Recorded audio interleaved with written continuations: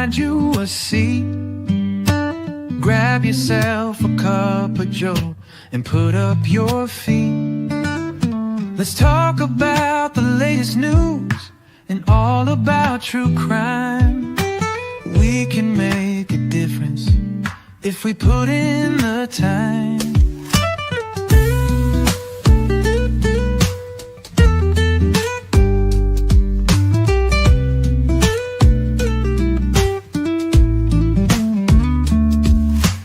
Good evening, come and find you a seat.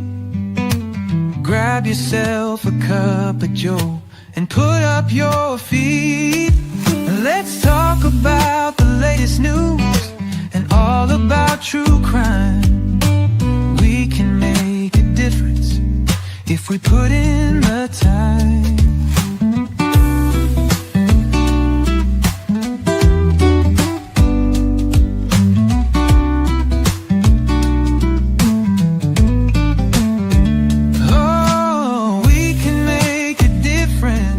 If we put in the time.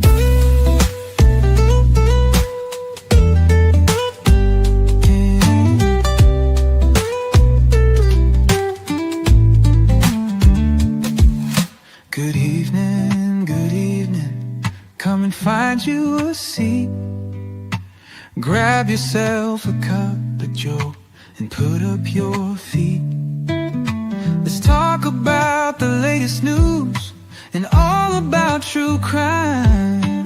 We can make a difference if we put in the time. Good evening. Good evening, everyone. Welcome in to Day 5 trial recap in the trial of Lori Daybell for conspiracy to commit first-degree murder of her niece's estranged husband, Brandon Boudreaux. Welcome, everybody in chat. This is a co-stream between my channel, Joe Schmo, and Trial TV Live with my co-host, the Squeegee of Justice. Hello, everybody. Hello, Joe. How are you doing today? I'm tired for some reason. Today was just emotionally draining, and I think a lot of other people felt it too. I'm getting that sense just going through chat and listening to you, and yeah, it seems like it was maybe it's just the end of this, right? It's just everything's coming to a head right now. Yeah, and I think so, and I think we're all kind of anticipating maybe we would get a verdict today, because we got done with jury instructions at 2:45, and if they get back to their jury room and they're all on the same page, then it's possible. And there were people saying it was. So spoiler alert, we didn't get a verdict today. I was shocked when we ended,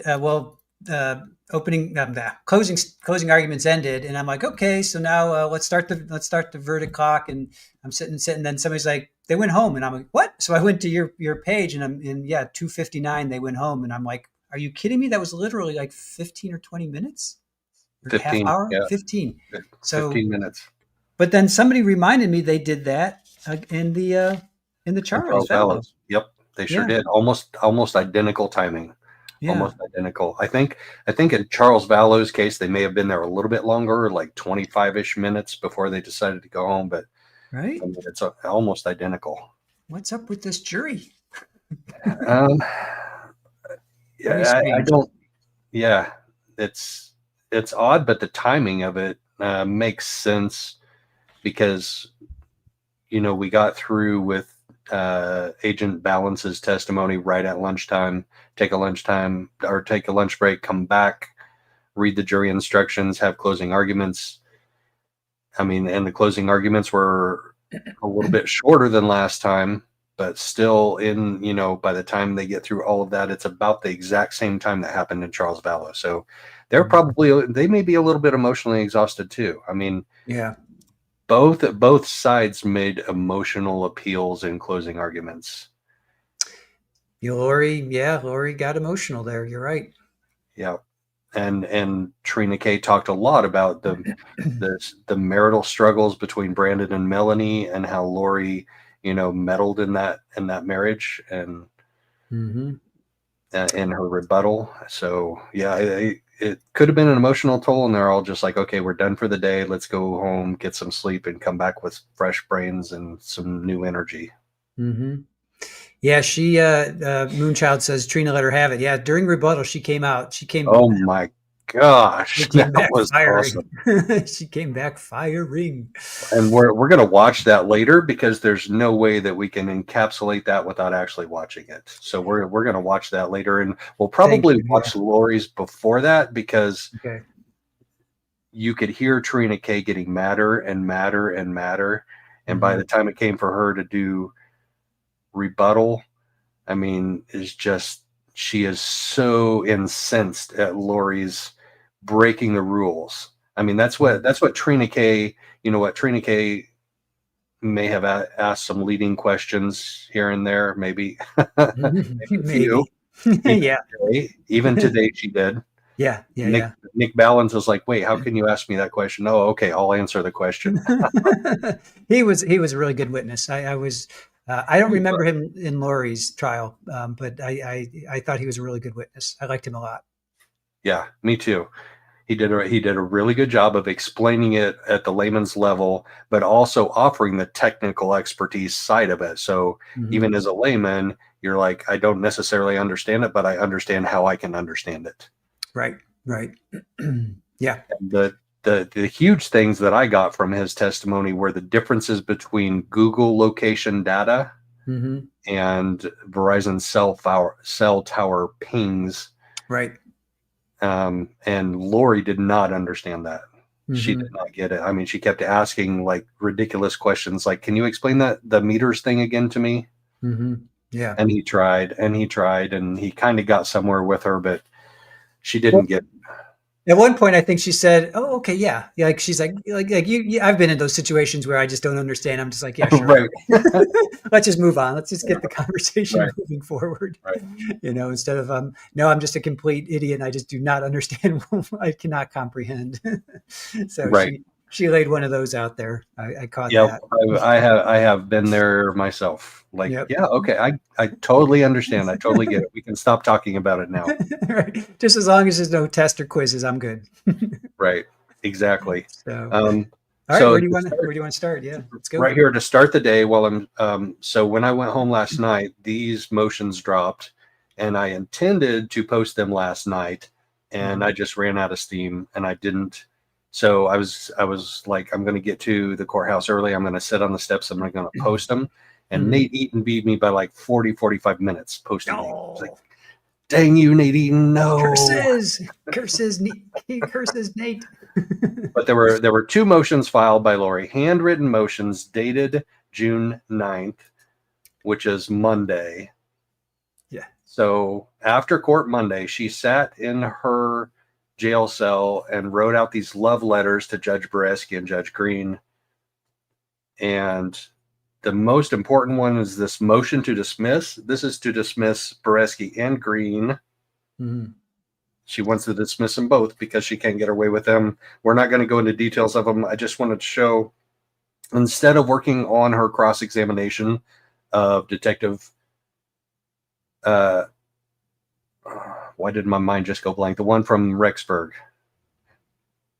Hermosillo. Hermosillo, yeah. Yeah, Hermosillo. So she didn't ask him any cross questions. You know why? Because she was busy writing these love letters, handwriting. And I think that's pencil. I don't even think that's pen. I think that's pencil. Yeah, looks like pencil to me. Yeah. Well, let's compare her to Sarah Boone. Can you zoom in a little bit? Let me see her handwriting again. Interesting. Is she left-handed or right-handed? I'm pretty sure she's right-handed. I think so too. And yet her writing goes backwards. Yeah. Yep. Which shows, I'm sure that shows something like you should write. The angle should be your dominant hand, and if you're writing backwards, it shows something like. Right. It shows something. Yeah, I don't know. My dad used to get into that, and he used to analyze my handwriting all the time. So she complains that she was abused, that Judge Boreski abused her, that he forced her to come to court, that she had a bacterial infection and a virus, and he made her come to court anyway. He forced her to take medication. And there actually was a little thing where I think her her advisory council might have said something like, "I don't even think that's legal." And that was during that off the record. So we were in recess, and the judge came out of the side door, and I heard the word ibuprofen, and I wonder if it has to do with that. But she also says his explosive behavior, right here. See this? So this is when he kicked her out. Is that what she's referring to? Yes. When he kicked her out? Okay. And she's like, "Don't talk, don't yell at me, or don't talk." Yeah. And once again, this is about being on TV. This is on court TV. Mm-hmm. She's worried about this on TV. Anyway, we'll do deeper dives into that at a later time. We don't have time today. There's way too much stuff. Sure. So that was before court. I posted those on X. Nate posted those a little bit before me. I haven't checked Justin Lum's feed. Mm-hmm. Let's go through. And then, so Ms. K says something interesting. She says, "My first witness's face can't be shown on TV." And I'm like, first witness? Are there more than one? Ended up only being one. So Nick Balance takes us through his, we get his CV. He's on the CAS team, the FBI CAS team, which is cellular analysts. And then he takes us through his report. Go ahead. If I may, real quick. So we did a poll. So 95 votes. What does Mr. Balance look like? So 55% of you said dark hair, ponytail, beard, medium build. 32% of you thought blonde, short hair, tall. And 11% of you thought red hair, man bun, short. So just have that in the back of your mind as we go through. Okay, so dark hair, ponytail, facial, no ponytail, no pony, no man bun, no ponytail, no beard and medium. He has somewhere in between a goatee and a beard. Like he's got the full goatee, but like the hair that's like growing up the side of his face is like petering out before it actually like connects to his sideburns. Okay. Not quite Alan Jackson style in the Karen retrial right now. And he's younger than middle-aged. I would consider him younger than middle-aged. Okay. And he is, for people who asked, he is attractive. I mean, he's a good-looking man. Does he have a ring on that finger? I didn't look. I didn't ask. All right.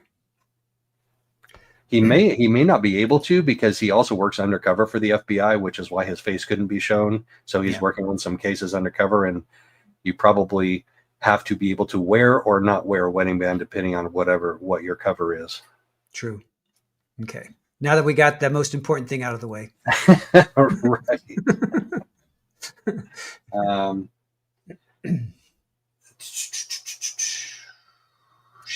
So you left off with CAS, the Cellular Analyst Survey Team. Yes, right. So then he takes us through his report. Basically, I mean, after we go through his CV, he prepared a report for this case at the request of Gilbert PD. He analyzed 3 phone numbers. One was Lori's main phone number, one was Alex's main phone number, and the other one was this track phone from the Walmart purchased in Idaho Falls on September 25th and activated on September 26th.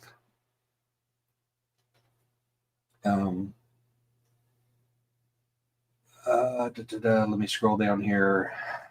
I've got 2 computers and I've got 2 fingers, and I have to activate the correct finger at the right time to scroll down on the correct screen. There's a CV. He talks about the general methodology. He talks about what cell phone towers look like. And then he talks about the Google reports and then margin of error. So when Google reports are Google location data that gets returned to you on a Google warrant. There is a margin of error that's designated with an R. R is a radius. So you have a point where it pings, and then you draw a circle around that. That radius is in meters. So R14 means there are 14 meters radius from that point of uncertainty. So that's 28 meters diameter. 28 meters is about 80, 85 feet. So the diameter of that circle around that point would be like 85 feet. The radius, half of that, 42, 43 feet. That was something I didn't know. That Google location data comes back with a specific uncertainty, quantified uncertainty, which is what I asked for in Karen Reed all along, and I never heard that from any of the cellular experts. So I'm learned from Agent Balance today. And then we see their cell phones. So Lori's bounces off of or pings off of a tower. Alex's hit some Wi-Fi spots inside the Walmart when they bought the phone. So both of them were, near that Walmart that day when the burner phone was bought. And here's something that strikes me, that if I were a defense attorney for Lori, which I'm not, Trina K keeps referring to this as a burner phone. And that could be prejudicial to the jury.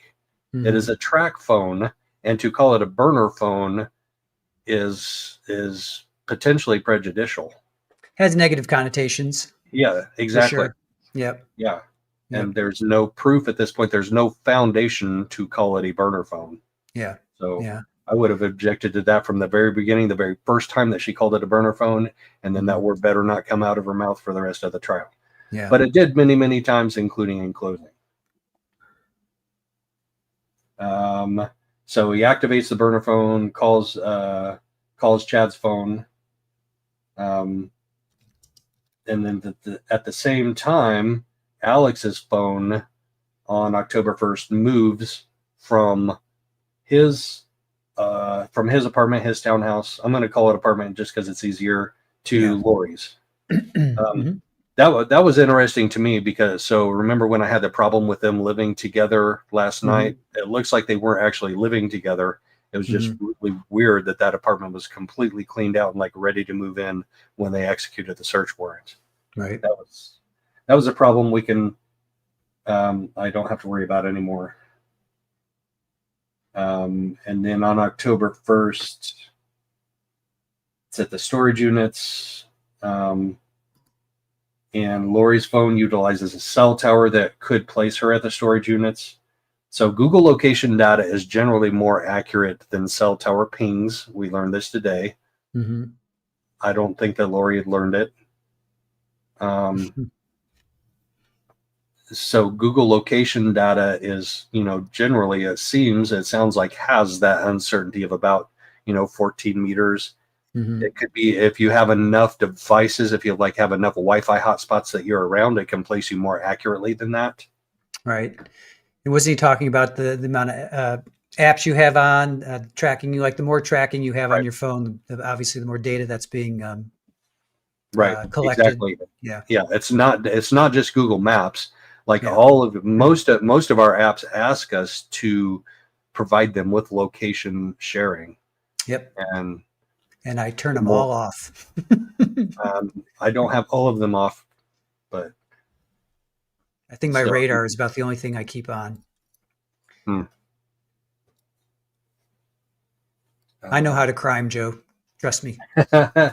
Stick with me. I gotcha. All right. I learned something new tonight. I got to go check my phone. Hold on a second. I'm going to check my phone. So on October 1st at 5:17 p.m., Alex's phone, that's his main phone, not his burner phone. I'm going to call it burner phone because I'm not in court. Yeah. Alex's main phone is at or near the Rexburg, Idaho LDS temple. And I doubt if he was going to the temple. And in closing arguments, Trina said, Lori was trying to create an alibi for him by carrying his phone all around town for those couple of days when he was out of town. On October 2nd, at 8:02 in the morning, there was an outgoing call. Have I skipped stuff? Like I'm on October 2nd. Yeah, I'm trying to figure out what exactly. It's all good. I mean, nothing too well. You missed the call to Chad's phone on October 1st. No, I got that. Oh, did you? Okay. Yep, I got that. The 3 locations. That was the burner phone on October 1st at 9:19 in the morning. Okay. Storage And unit. that was the one from, I think that was the first one from Arizona. So his his phone pinged off of a tower because they did a call like to the service provider the day after they activated it, or the day they activated it, September 26th. And then the next time it was used was on that October 1st down in Arizona for that call to Chad's phone. Oh, what about that Lori and Alex were in the Walmart together and Melanie calls? Yes. Melanie calls Lori. Yeah. I'm going to guess that Lori's probably in the parking lot waiting for Alex to go in and do his thing. I'm guessing she didn't want to be seen on the security cams. So she's sitting out in the car and Melanie calls her. Melanie's trip was also September 26th, but this Walmart visit was September 25th. So Melanie's probably making plans saying, all right, I got a flight coming in tomorrow into Idaho Falls. Yeah. And Trina K really did a good job, like tying that all together, the timeline together. Like I literally wrote down every single thing that she was talking about on the timeline. And it was clarifying. Good. So I think I scrolled down too far. LDS Temple. Okay. Then on October 2nd at 7 o'clock in the morning, more or less, in Gilbert, Arizona, the burner phone pings off of towers near Melanie's house. So you said that yesterday or the day before. You were wondering if we were going to get Alex's cell data near Melanie, and you were right. Yep. I'm guessing that he either spent the night there, or they said that he Googled another location in Mesa after he went to Los Favoritos. And that may have been a hotel. So he may have actually stayed in a hotel in Mesa and then gone to Melanie's house at 7 o'clock. They finish up their conspiracy plan, whatever. But no. The night before he Googled the directions to Brandon's house. But I don't know that we ever heard if he Googled directions from where he was in Mesa, if he was in Mesa, or if he Googled directions from Melanie's house. We don't know where he Googled directions from the night before. We do know that the morning of, he Googled directions from the area of Melanie's house to the area of Brandon's house. Well, to Brandon's exact address. Yeah.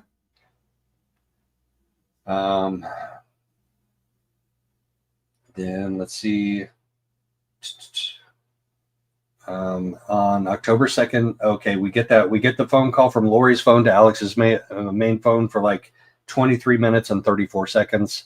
That's the alibi phone call to say, hey, Alex, I called Alex, at 8 o'clock Arizona time, and he answered his phone up here in Rexburg. He wasn't down in Arizona. Yeah, nothing to see here. Everything's copacetic. And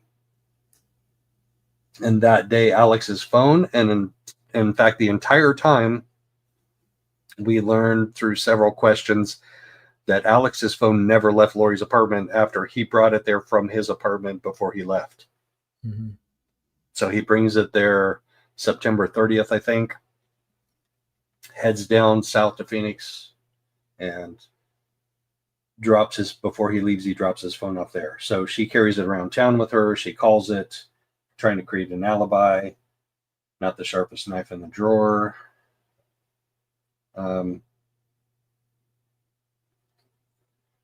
Lori's phone is also at Lori's apartment. On October 2nd at 8:50 to 9:46, she has 2 outgoing calls and 3 incoming calls. So this is right around the time of the shooting. She has an incoming call for Melanie. I don't remember if Melanie's is incoming or outgoing. But Lori calls. Lori calls Melanie. Yeah. Okay. And then 4 calls are to and from Chad's phone. Yeah. Don't forget, at least I have earlier, that Chad and Alex talked 3 times between 8:36 and 9:16. Oh, is that up above? Yeah, that's what I have up above. I missed that. Like above that. Oh yeah. Gosh darn it. That was right. That was my note right above that. How did I skip right past that? Yeah, it's okay. October 2nd, 8:39 to 9:16.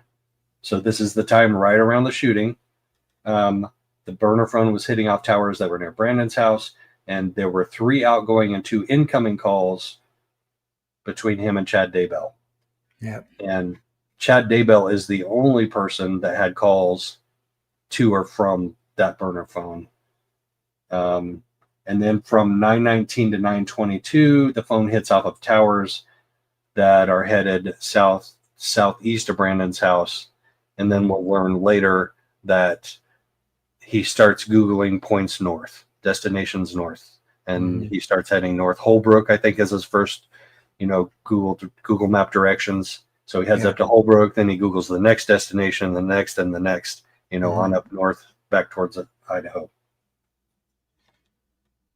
And the very last one pings in Utah that evening of the 2nd, and then it goes off network.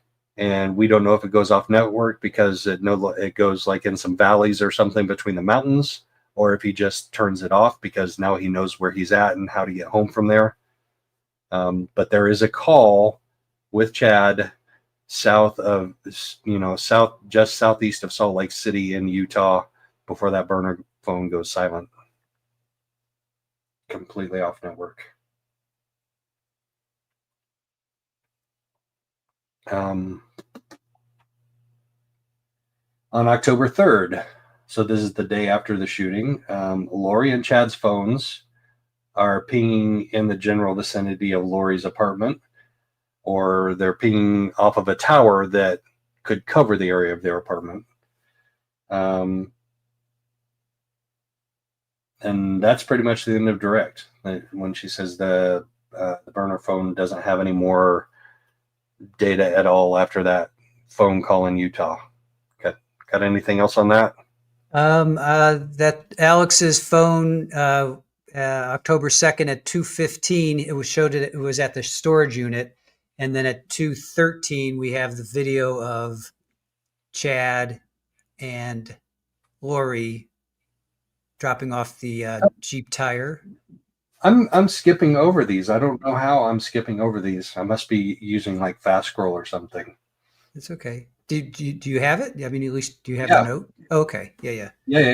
Okay. On October 2nd, 1:22 to 8:13 p.m., the burner phone tower ping. Okay, that's the Utah thing. And then on October 3rd at 2:15 p.m., Alex's main phone through Google data is shown at the storage unit at the time when the tire and the bench seat were removed. Was it the third? I have the second. So that was the third? See, that was what was confusing me. Okay, so that was the third. Okay, because I Googled, it took like 14 hours. There's like 14 hours to get from Gilbert back up to Rexburg. But I had October 2nd. I'm trying to wrap my head around it. But I thought, because she had his phone. That's why it showed. No, but he showed up there with her on the 3rd to take the bench seat and the tire back out. Okay. So that was him actually probably with his phone on the 3rd. Yeah. Okay. That makes sense. One number makes a world of difference. It can. It definitely can. So then just finally, I had Lori receiving calls from Chad from 2:20 to 2:22. I'm guessing that was at October 3rd. I didn't quite, that was the last thing I had written down. So I don't know if that was. Yeah. I guess I have from 2:20 to 2:22, Lori and Chad's phones were at Lori's apartment in Rexburg. Okay. So they pick up that bench and that tire and they head straight back down south to the townhouse. Mm-hmm. And then both of their phones are in that general area of the townhouse. So Lori and Alex pick up, they go to the storage unit and they leave. It shows them at 2:13. I think they leave probably within 5 minutes. So then she's calling Chad immediately on the drive back. But it's only like a half mile, right? That's what Hermosillo said yesterday. Yeah, it's only correct. Like a half mile. Yeah.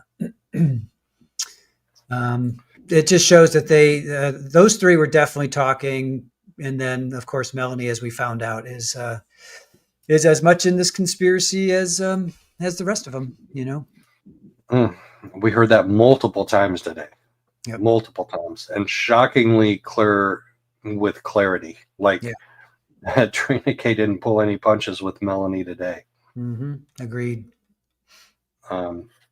So then we get Lori's cross of Special Agent Nicholas Balance. The very first line cracks me up. She says, "Should I call you Special Agent Balance or Mr. Balance?" It's Special Agent Balance to you, ma'am. He didn't say to you, ma'am, but right. Like, was that her flirting? I mean, was she? What do you think? Was she trying to use her wiles? I couldn't see her clear enough to understand to interpret that. I don't know. I just thought his reaction to her was funny. It's Special Agent. Come on, Mr. Balance, Mr. Balance. Yeah. How did the jury treat him or take him? Like, were they interested in what he was saying? Were they? Oh, engaged? absolutely. They were on the. I wouldn't say they were on the edge of their seat, but they were very, very raptly paying attention to this, like almost through his entire testimony, direct and cross. And they were paying attention on cross too. There were times when they were on the edge of their seat, like when we saw the location data. I think juror number 5. Let me look at my notes real quick.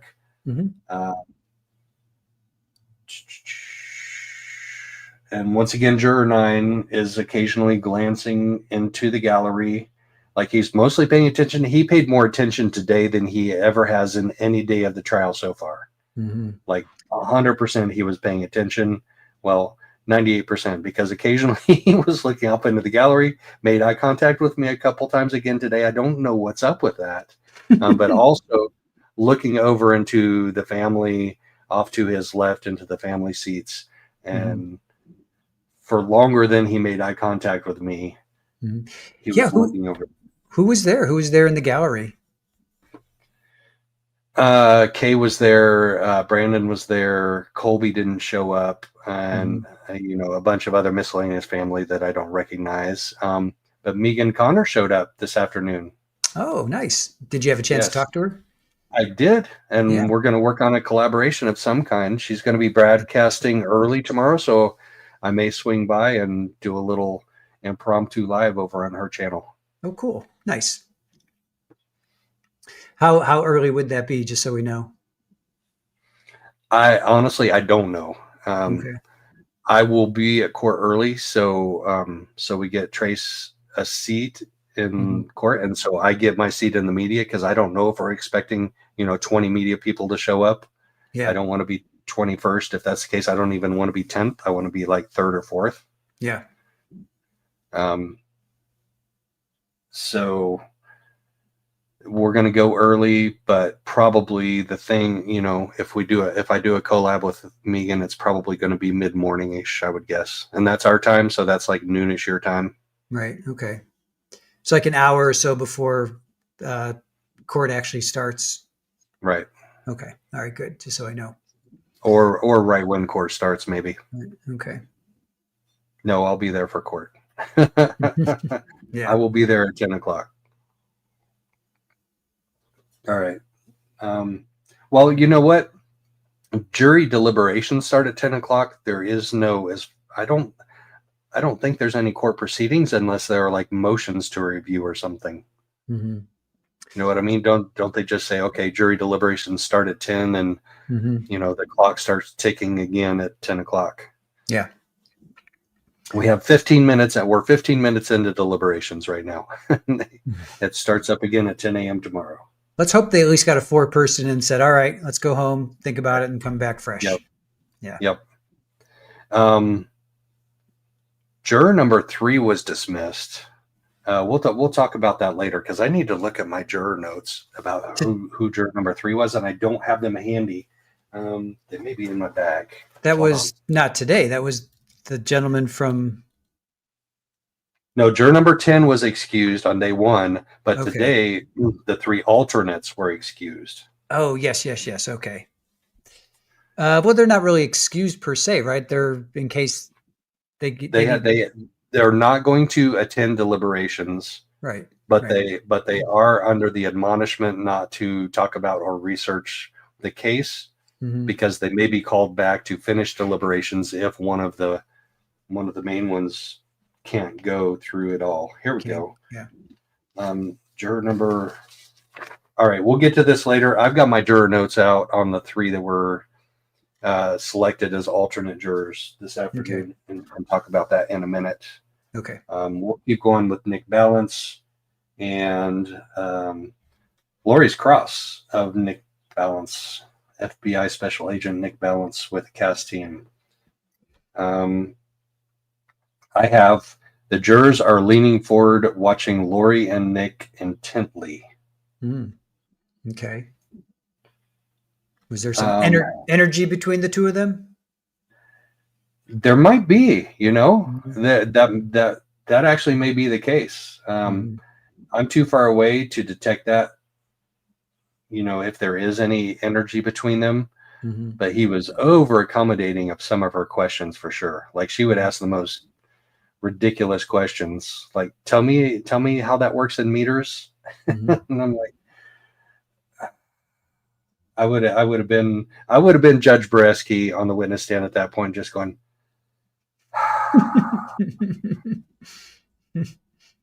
But he didn't. Nick Balance didn't do that with her. He was super patient with her.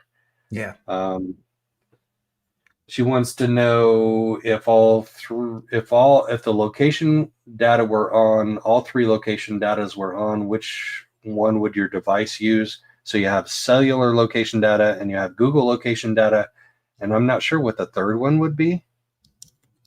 I don't know. And then she wants to know who provided the information from Google. In other words, the data, the cell phone data, who provided that. It was the investigative team in Rexburg that provided him that data. She wants to know how it was transferred to him. He says because of the large size of the file in this case, it was probably some kind of a transfer portal. He didn't say portal. He said app or something like that. I don't know. Platform. He said platform, not portal. So she says, you don't have any way to know if it was altered before it got to you, correct? He says correct. Yeah. I thought that was a decent point that she made.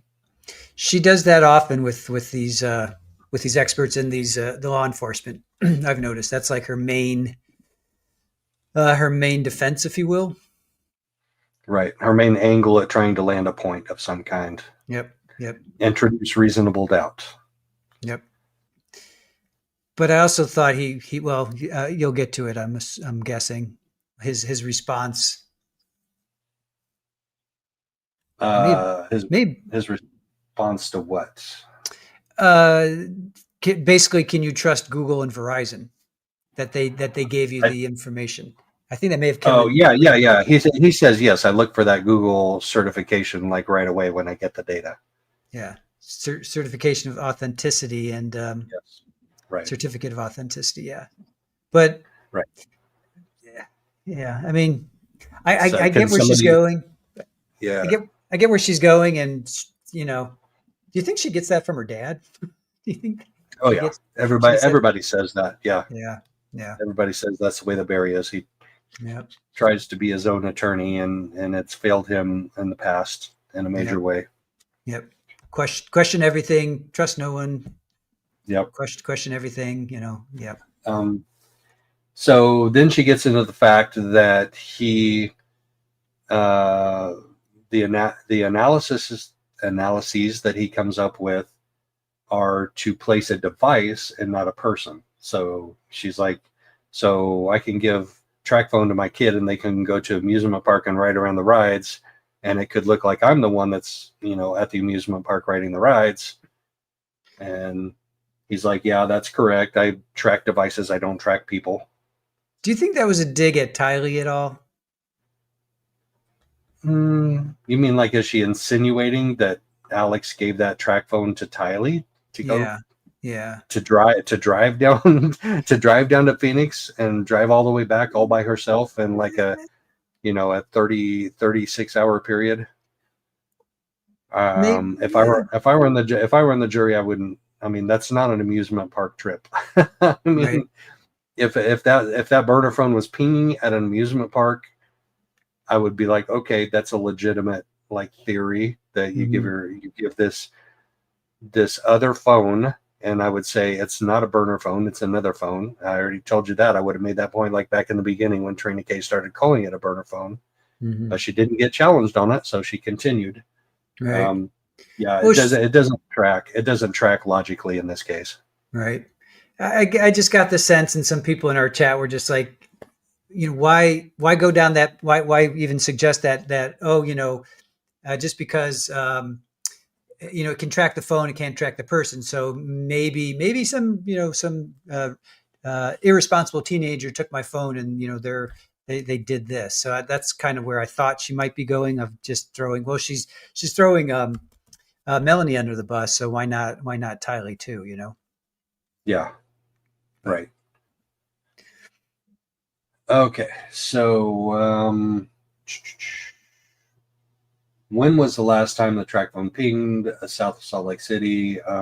So now she asked him about the tower sectors, and this is when she really gets into some confusion about cell tower location data and Google location data. And she has to ask him several times, several different ways, and he tries to explain it to her so she'll understand. So she brings up the page of Alex's phones at the apartments, and she says, so you couldn't tell the exact location from this? He says, no. Says, so this is his regular phone with a geolocation. He says the cell tower location data, I think the final conclusion of all that back and forth between them, which was confusing to people trying to listen and figure out what she was trying to ask.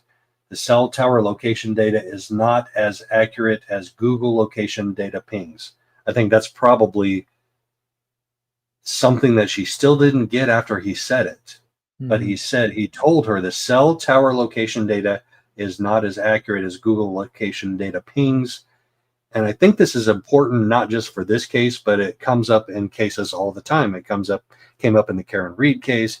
It's going to come up in Brian Koberger case. I mean, cases all over the place, major cases focus on geolocation, Google location data, cell tower location data. I mean, and I think Nick Balance did an amazing job of explaining it all. Like, he laid it out there so anybody could understand it. Except I agree. Lori. Except Lori, yeah. Almost every trial we see cell data tracking, that and DNA. It seems those two are very common. And I do have to say that the expert in Monica Cementili, I thought, did a really good job too. But Nick absolutely did a great job. I wish we could have seen his demonstratives, his report. Were you able to see it? Because I know you said you have. You didn't see his report? Nope, they didn't show his report. I don't what? Think. Yeah, I don't remember seeing. Oh my gosh, it was an amazing report. Oh yeah, chat. Did they show? I would have definitely taken screenshots, unless I'm. Maybe they couldn't because they didn't have a way to do it with a camera where the camera was positioned in the viewing room, because the camera is back behind us to the right in the viewing room. And in the past, what they've done is they've showed the screen that was over the witness. Yeah. So to do that in Nick Balance's case, they can't, because they would have to show him to show that screen behind him, and they couldn't figure out any other screen to show. Ooh. Yeah. I'm gonna have to talk to Court TV about it. Well, it's too late now in this trial, but maybe if they had positioned the camera a little bit differently, like off to the left or off to the right, they could have picked up one of the other screens to show in that.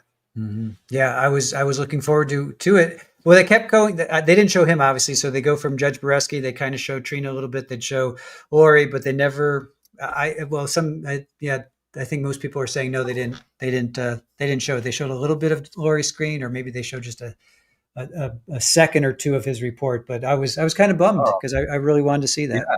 No, it was an amazing report. Like, bingo. Bummer. Like, Bummer. Yeah. All right, so. And you notice whenever Lori asked him a question on direct about something specific in that report, he's like, "Oh, you must be talking about page 6. Oh, you must be talking about page 9. Oh, you must be talking about page 18." Like he knows that report like inside and out. It was like I was super impressed with that. Like how many How many pages were there? I'm thinking like 20-ish. Okay. 20 to 24 maybe. Right. Because the opening pages were about, general cell tower information, and then there was a legend about, okay, the following maps are going to show this, and then they start getting into maps, and there are several maps in it. It might have been under 20. It might have been like 15, 16. Mm-hmm. Yeah. But he knew it backward and forward. Like he must have been sitting on that plane flight, just like, okay, this is page 6, this is page 7, this is page 8. All right, go back through it. This is page 6. I mean, he knew it backwards and forwards, which was very impressive.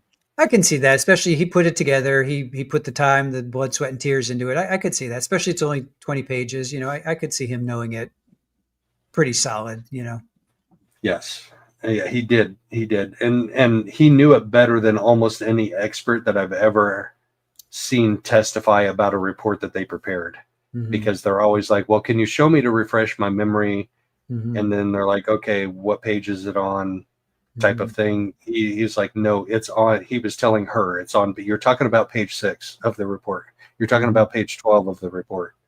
He seemed probably one of the more solid witnesses I've heard. I didn't have a chance to see him because they didn't show him, but his responses were solid. And how did he come across to you live? Did he come across as confident? He wasn't really hemming and hawing. Every answer was absolutely solid, totally solid. And Heather Rose asked here, so the jury could clearly understand the phone data from his report. I would have to say that they would have to be studiously not paying attention to not understand the phone data from his report. I mean, it was laid out point A to point B, literally point A to point B to point C to point D, and point D to point B to point C to point A. There's, like I said earlier, almost every trial has cell phone data, and sometimes it's just like I just want to bounce my head off the table because it's just so boring and dry. But he was solid. They did not. They did not get bored during his testimony at all. Like they were. They heard FBI special agent when he was first introduced, and they were on the edge of their seat, and they were paying attention like the entire time, like direct and cross and redirect. They were paying attention. And they did not know that the camera was not going to be on him. That was before they came in.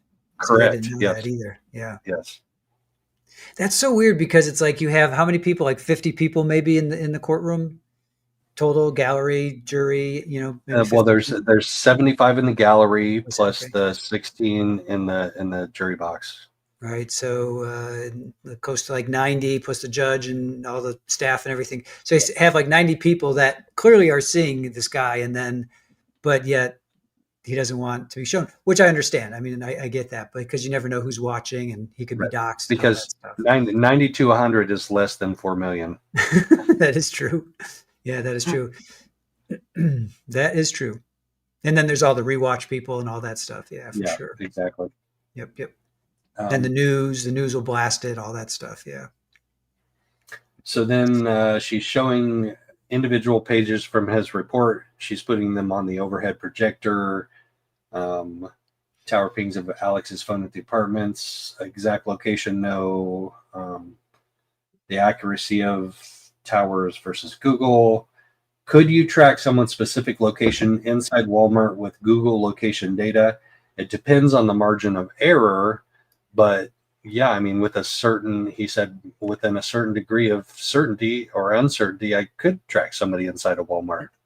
Yeah. He said a particular aisle is a stretch, but it depends on the records from Google and the device. So that we talked about that earlier. If you have 20 apps and 19 of them are all location tracking, then and you get your hands on that phone, you probably could come pretty close to it.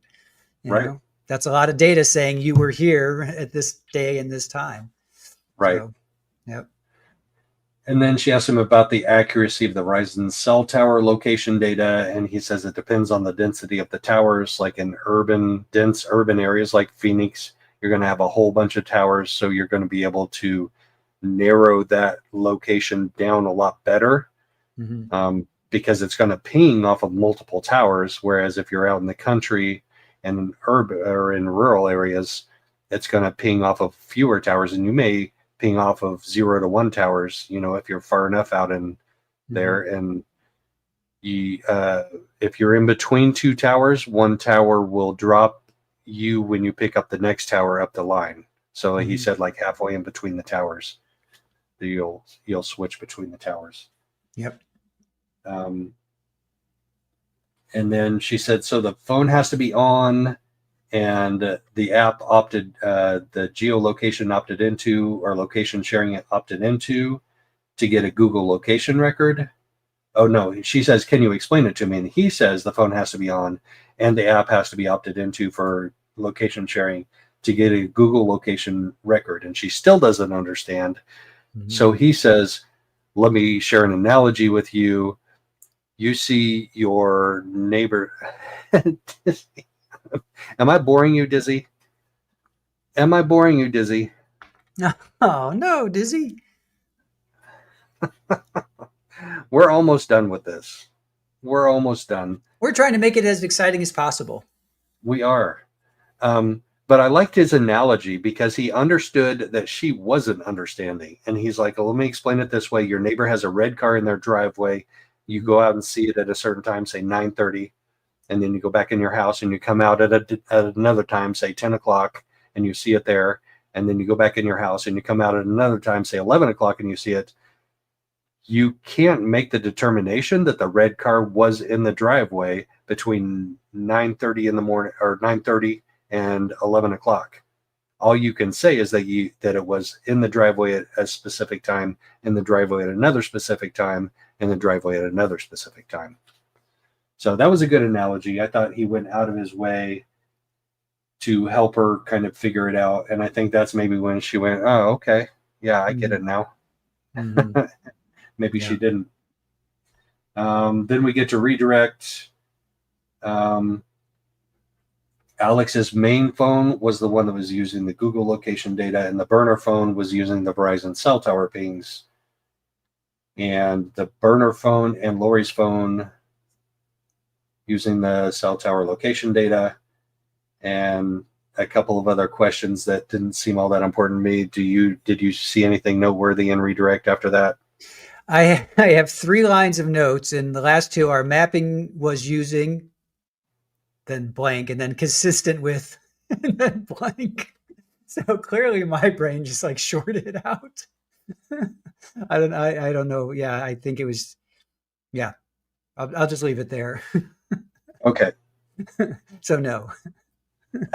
I love it. Mapping was using consistent with.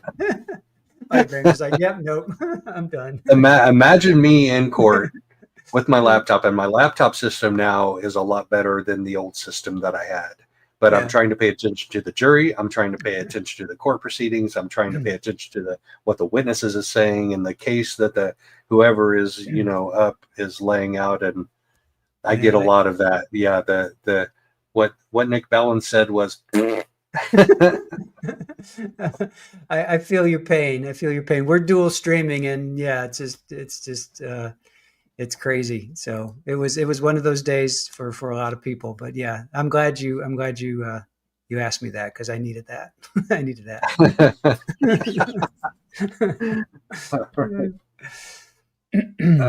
Okay, so then the jury is dismissed for lunch, and we have a little bit of back and forth after the jury is dismissed. Lori wants a Rule 20, which is probable cause type of hearing for if the state has proven their case or not to this point. She said she wants it after lunch. And they start reviewing jury instructions, and I take off because they're also going to, that's all boring. I watched like a minute of it, and then I'm like out of here. Then we get back from lunch, and they have a very brief Rule 20 argument. She makes an argument. Trina Kay has her say about it, and she says, we have plenty of evidence that a reasonable juror would convict her of this crime. And judge says, I agree. So the Rule 20 hearing goes nowhere. Then Lori enters the Tammy Lachik evidence, Tammy Lachik letter into evidence for appellate purposes. Apparently, Tammy Lachik, who is the one who actually collected the evidence in Rexburg, could not testify here for some reason, and the letter specifies what that reason is. The prosecution filed a motion to file that letter under seal. The judge granted that, so we're never going to be able to see that. So I imagine it has to do with some type of medical reasons or psychological reasons. But we know that in last winter, she was involved in some type of an incident at a hotel where she was inebriated. It wasn't like a drunk driving thing, but it was like there was a police report filed, at that hotel involving her. And that's about all we know. Wow. So Lori was going to call her. She was on the state's witness list, and then the state backed off of calling her. And Lori's like, "Oh, whoa, what'd you do that for?"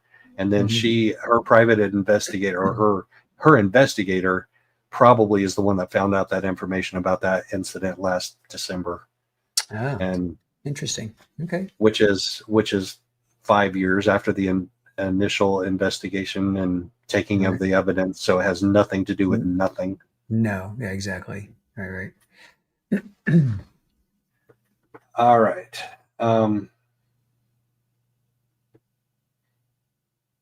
So then we had that. And then we see she's not going to present. The jury comes back in and the defense rests, which means she's not presenting any evidence or any witnesses. And then they read the jury instructions, and then they get into closing arguments. So in its entirety, the closing arguments last an hour. So I think we should get into it, and then we should have Dizzy be prepared to pause it just a few times in the middle of it, because I have some thoughts about things that are said, like I usually have.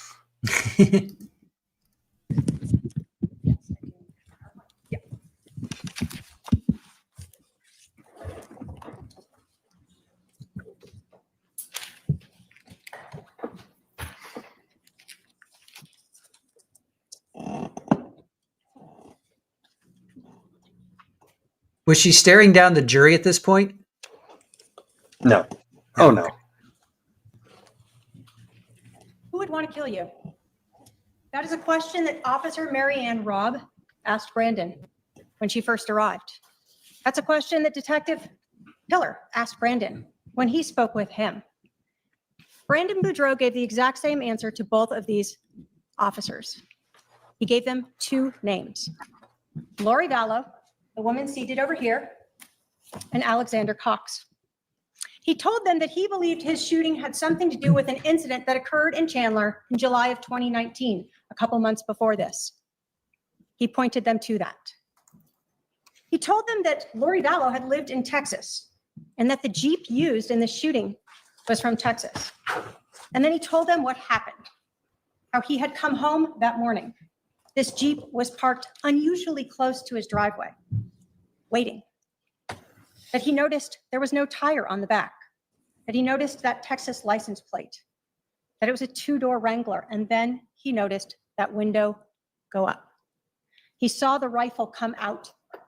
He saw what he believed was a silencer at the end, and then he heard and saw that bullet that hit the frame of his car, shattering the window right near his ear, causing that loud bang that he heard. No, when she that didn't clap her struck hands near this his time. head, mere inches away from him. Brandon drove off and called 911, actually panting in panic from what he had just experienced. This defendant's co-conspirator also drove off to try to escape, immediately calling this defendant's soon-to-be husband, Chad Daybell, and Googling a way to get back to Idaho Falls, sort of through back roads. The names that Brandon Boudreaux gave the police were correct, but Brandon had no idea of the amount of planning that had gone on leading up to this October 2nd shooting. As you've seen and heard in this trial, much of this conspiracy, this planning, this premeditation occurred in Idaho. So what I'd like to do is go through the evidence. discuss it all together in a timeline that might make a little more sense than the presentation during trial, and show you how it all fits together. Show you how all of this evidence points to one conclusion, that this defendant was involved in that conspiracy to commit first-degree murder. Next, I'd like to talk to you about the jury instructions, go through some of them specifically, and then talk to you how this evidence proves beyond a reasonable doubt that this defendant is guilty. And finally, I want to talk to you about, I'll call them so-called defenses. Maybe that there was no shooting at all, perhaps Melanie did it, or maybe just that this defendant wasn't involved. And we'll discuss those options. So let's start. With a timeline that you heard from the beginning of this trial starts around June 25th, when Brandon Boudreaux learns that this defendant has been feeding lies to his then wife, Melanie. She has been telling Melanie things like Brandon hacked into her computer, that Brandon was gay, that Brandon was trying to take her temple recommend away. Brandon told you that he had heard these things from Charles too, this defendant's husband at the time, who had told Brandon that his wife, Lori Vallow, was telling Brandon's wife lies. What did we learn from this? Brandon, in fact, texted Lori about this. He told her, why are you spreading these lies about me? Why are you destroying my marriage? And as you learned, she didn't respond. Then you heard about that July 11th, 2019 incident in Chandler, Arizona. The one that Brandon, both to Officer Rob and to Detective Pillar, said, this has to do with this incident. What you learned from Detective Duncan, who came here, was that on July 11th, there was an incident. Lori Vallow was there. It was at her house, and Alex Cox was there. In her garage was that 2018 Jeep Wrangler with the Texas plates LWD 0. Do you remember Detective Duncan stating that Lori and Alex were there at that house? I don't remember that on Detective Duncan's testimony that he stated that they were there.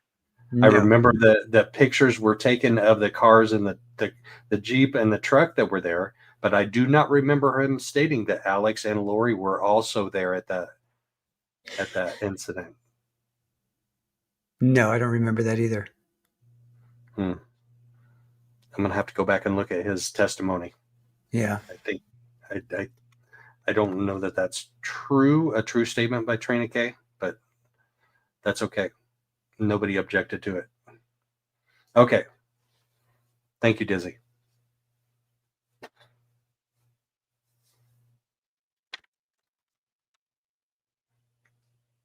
We can carry on.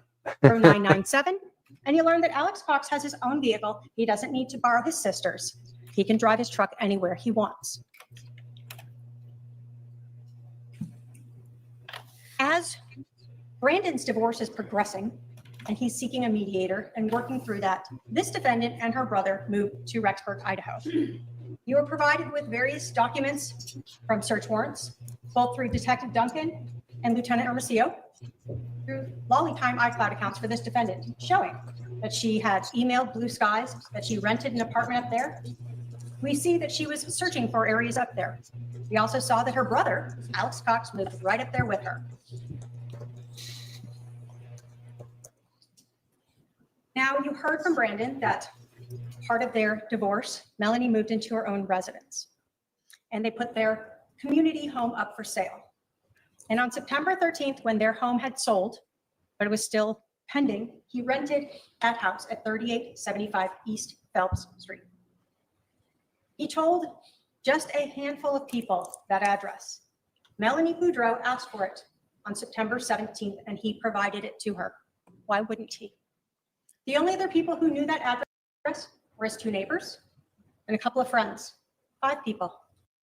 But the only one that knew this defendant and Alex Cox, the woman that she referred to as her mom, that was her mom figure, this defendant, Lori Vallow, is the only one that would have known that address so that Alex could go there later.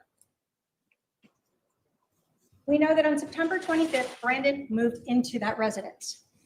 And he moved in early because his then soon-to-be ex-wife was leaving out of town. We know in the same time period, Melanie knows the address. The plan is already starting. Alex is searching for places to shoot. He is also looking for tint shops, not a tint shop for his Ford F-150, because if you lay in the back of the truck, of course all the neighbors can see you. He is going to borrow this defendant, his sister's Jeep, Melanie Boudreaux's mom. And so he finds a place that will tint that Jeep as dark as possible so that even in the daylight, no one can see into the back, so he can lie in wait. Oh. All right. We saw that not only does Alex search for and get to Dan's windows, and this is important. You may say, well, who cares? Of course we know that. We heard from Dan Moss. But when you start thinking about the other searches to these Gmail accounts and you want to authenticate them, you know that these are legit. Why? Because here's Alex searching how to get to Dan's, and then what does he do? He shows up there with this defendant's Jeep so that it can be tinted.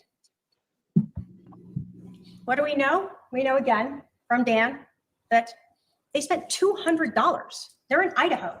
This Jeep is already tinted. Why would you ever put additional tint on that Jeep? It's not even your primary car. We see Lori Vallow driving her little Nissan Rogue all over the place because you need a vehicle that you can hide in the back of and that you can shoot out that back window from. The burner phone.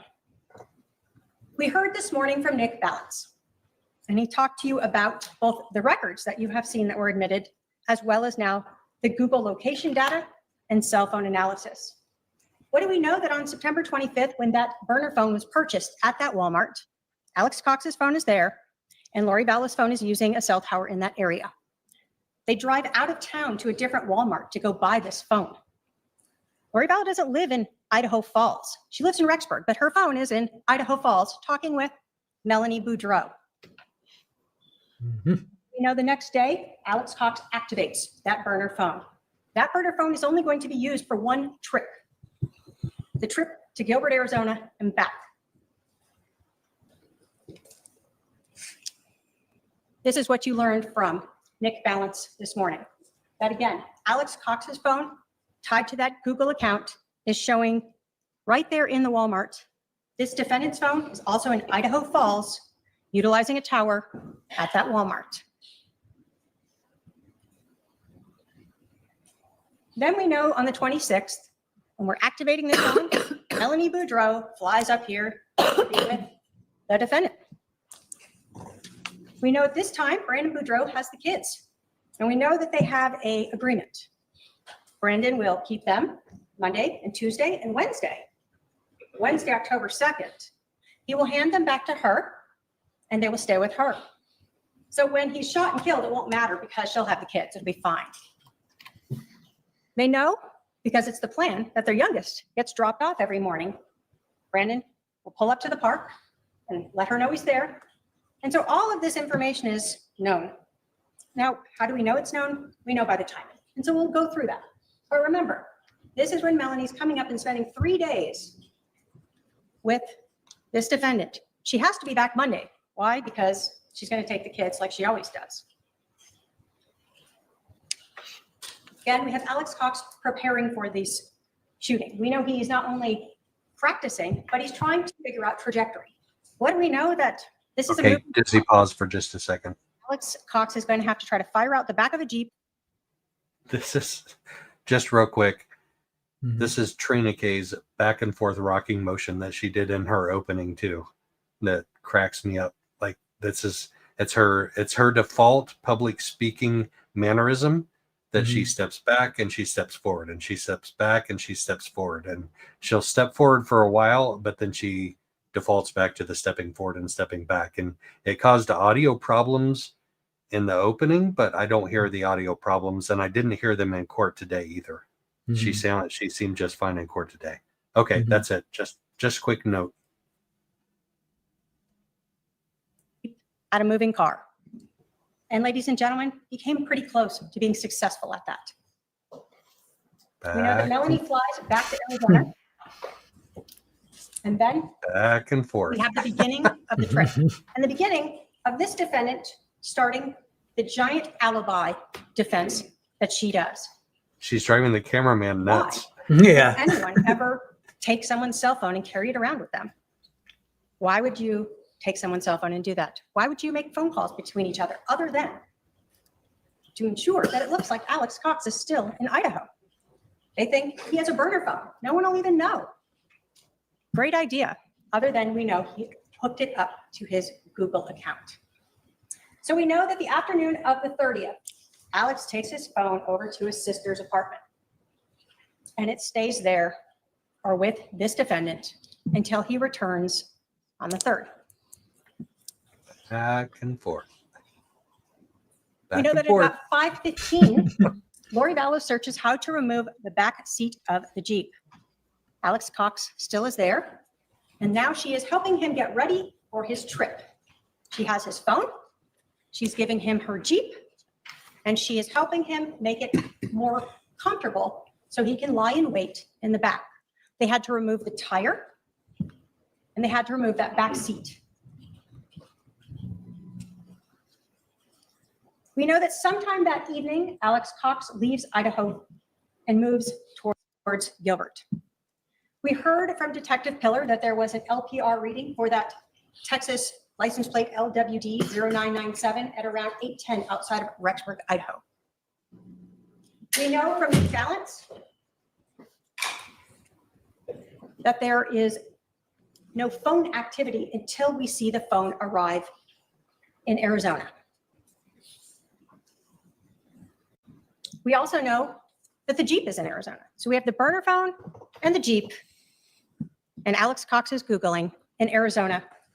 Holbrook, we see that LPR reader showing the Jeep with no tire on the back, so they can open that rear window, exactly as Brandon explained. This defendant's Jeep. What do we know is that, again, the burner phone is calling one person, this defendant's husband, Chad Daybell. We see that Alex Cox is in Arizona with other physical evidence. What is that? It's that receipt from Los Favoritos that was recovered inside the Jeep in Idaho. Los Favoritos. So we know the Jeep is down here. As much as the defendant You got to wants go tell there you about still. colors or whatever else, her Jeep was here in Mesa on October 1st of 2019. If we get a We can verdict just stop tomorrow, that's pretending that Friday. didn't happen. We know as well, when we look at those Google records, and we're trying to authenticate them, that the Los Favoritos was on Power Road in Mesa. And after having lunch, Alex Cox Googled another location on Power Road. Now, this defendant, in aiding this conspiracy and helping her brother, starts by renting that storage unit. Back and forth and back She rents and that forth. on October 1st. She also still is in possession of her brother's phone. So this way it looks like Alex Cox is going with her to the storage unit. She's providing that alibi because they don't think that the burner phone has hooked into this Google account. They don't know about the LPR readers. They don't think about the receipt. Poor camera guy. Lori Vallow provides his alibi and she brings the phone with her. Yeah, And we right. know that Like Alex watching Cox's tennis. phone is Yeah. with this defendant as she's renting a storage unit. Even though we know from the video, he's not there. She's alone.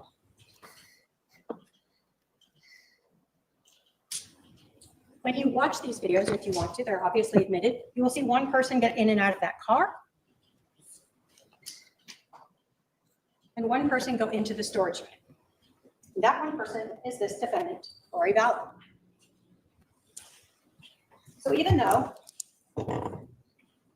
Alex Cox's phone is here, that's just a ruse. That's her aiding, that's her conspiring, that's her trying to cover up this murder for her brother, who is the shooter.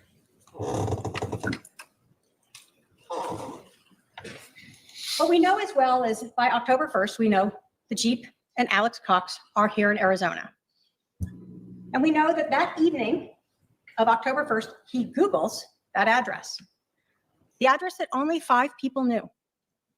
The address that this defendant's niece, the person she said she's like a mom for, that's where her ex-husband or soon-to-be ex-husband is living. He Googles 3875 East Phelps Street, even with the zip code into it. And then he gets directions there, getting prepared, knowing where he needs to go the next morning. Why? Because again, Melanie and Brandon have a very set schedule, and they know that Brandon's going to drop off the kids and then meet Melanie to pass off their youngest, and Alex will be waiting at home. We know the next morning, Alex Cox Googles again the address for Brandon's home.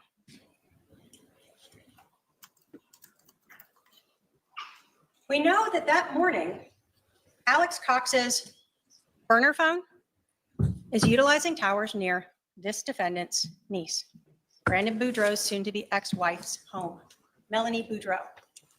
And we know that the calls that he is having are with this defendant's husband, Chad Daybell.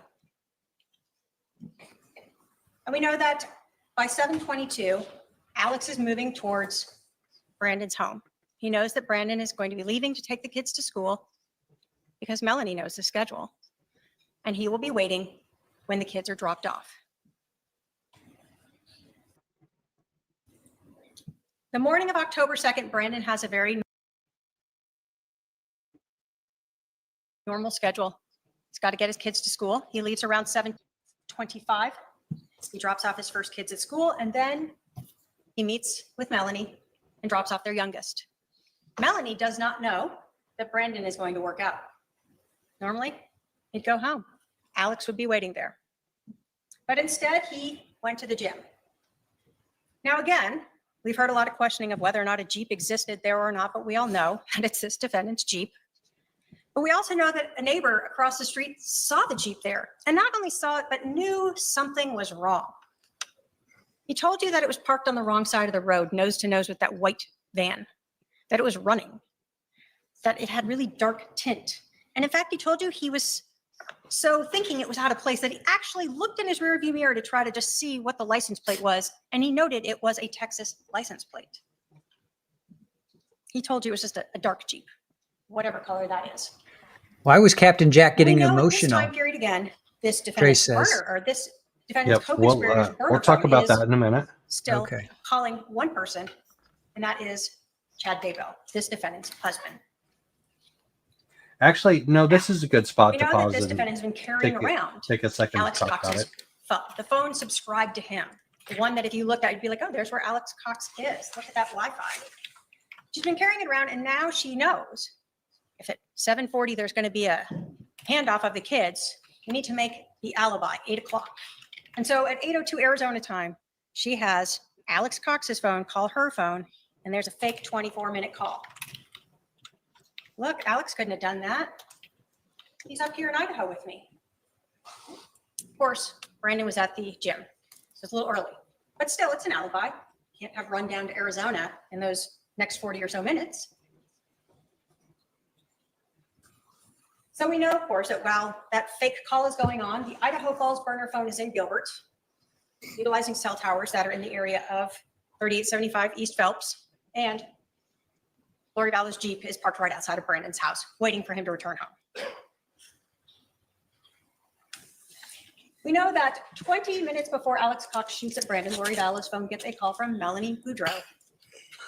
Here they are, still talking and conspiring, trying to figure out what's going on. Where is Brandon? Brandon returned home about 9:13. Alex Cox has been waiting there now for almost 2 hours. He returns home and sees that Jeep. Just like Robert Abitamarco, he notices it being parked really close to his driveway, and it stands out to him. And of course, then he sees that window open and that barrel come out, and this gun shoot at him and almost hit him. We know from Lynette Mendoza, who had a Ring camera, that just a few seconds before that shooting, her Ring camera had shown a black car, and you just see a bleep of it in the beginning as it kind of jumps, go by that corner. And then a few seconds later, you hear that loud bang. When you look at the time on that Ring camera that you have admitted, it matches up with that 911 call with when Brandon is calling in to say he's just been shot at.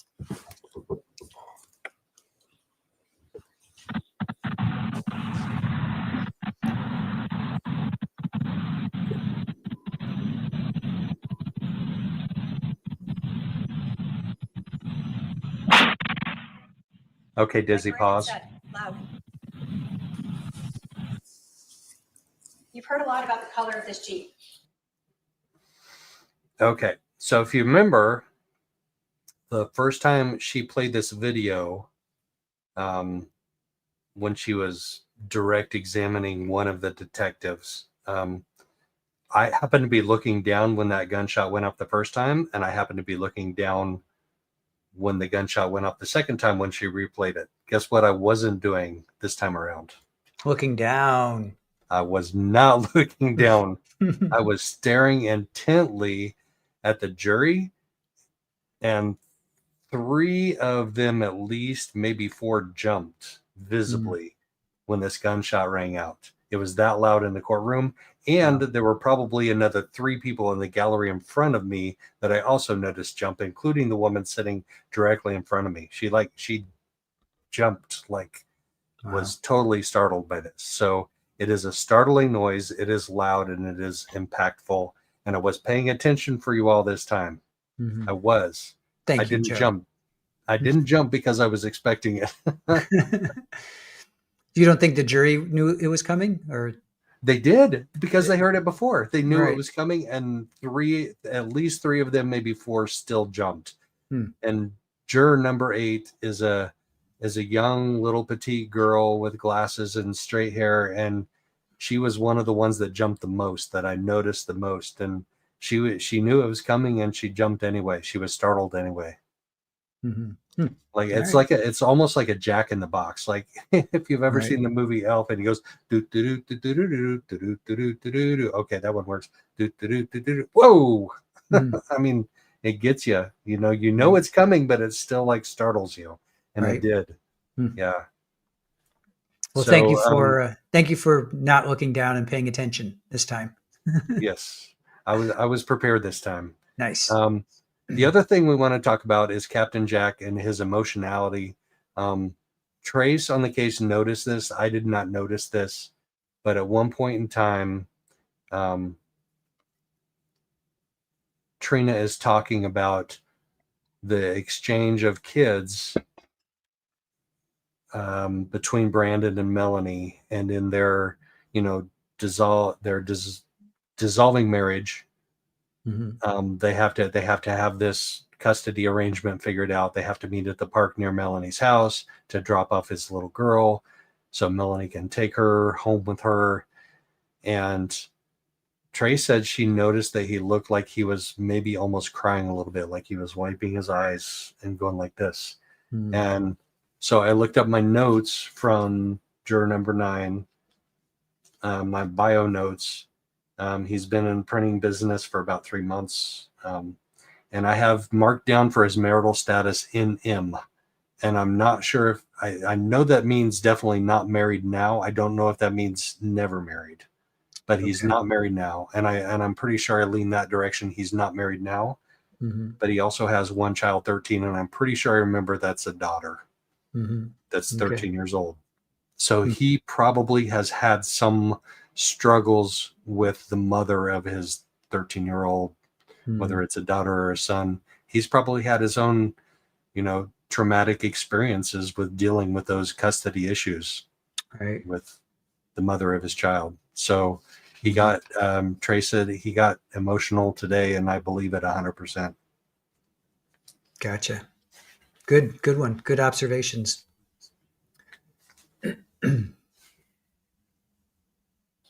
Even when we look at photos of the exact same Jeep here, they all look a little different. You have the DEA one that looks almost silver or brown. I don't know. You have an upper one from Chandler that looks a different gray, like a dark gray. And then you have the one from Dan Moss that looks more greeny colored. What do we all know? They all have the same license plate on them. They're all this defendant's Jeep.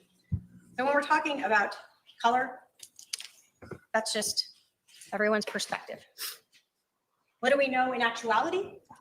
That Brandon's Tesla was shot by a large round, that it hit the corner of that glass that went up into the frame of his vehicle, that it left a divot in the glass, and that somehow the police, in trying to search a giant block radius, were not able to recover those pieces of the projectile. We only have a few fragments of it. But everyone who has worked these scenes knows that's a bullet hole, and those were projectile fragments, and that was a gun that Brandon saw, and that's a shot that he heard.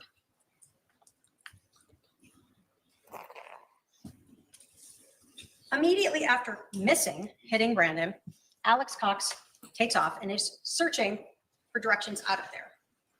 And you saw those, and you saw a map as he went east, and those matched with the cell phone and cell tower records that Nick Balance told you about.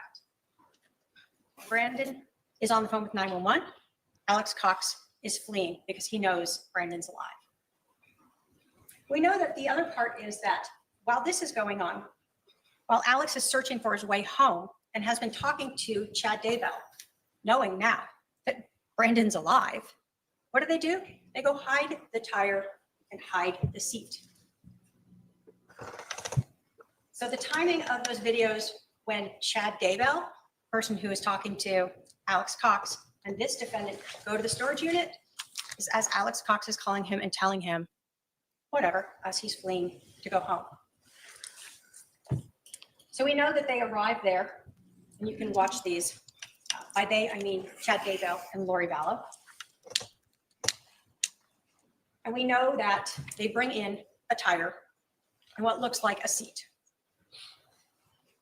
You can actually see Chad rolling the tire in. And again, why is this important? This is this defendant who has helped take the tire and seat out of her Jeep to make it available for her brother to take his guns down to Arizona to shoot at her niece's soon-to-be ex-husband. That's what we're talking about when we're talking about this conspiracy.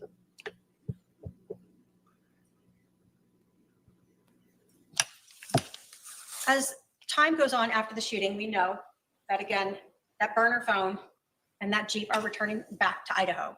In fact, Alex Googles all the way to Idaho Falls Airport. He knows how to get home from there. While he's doing that, again, we're having the storage unit.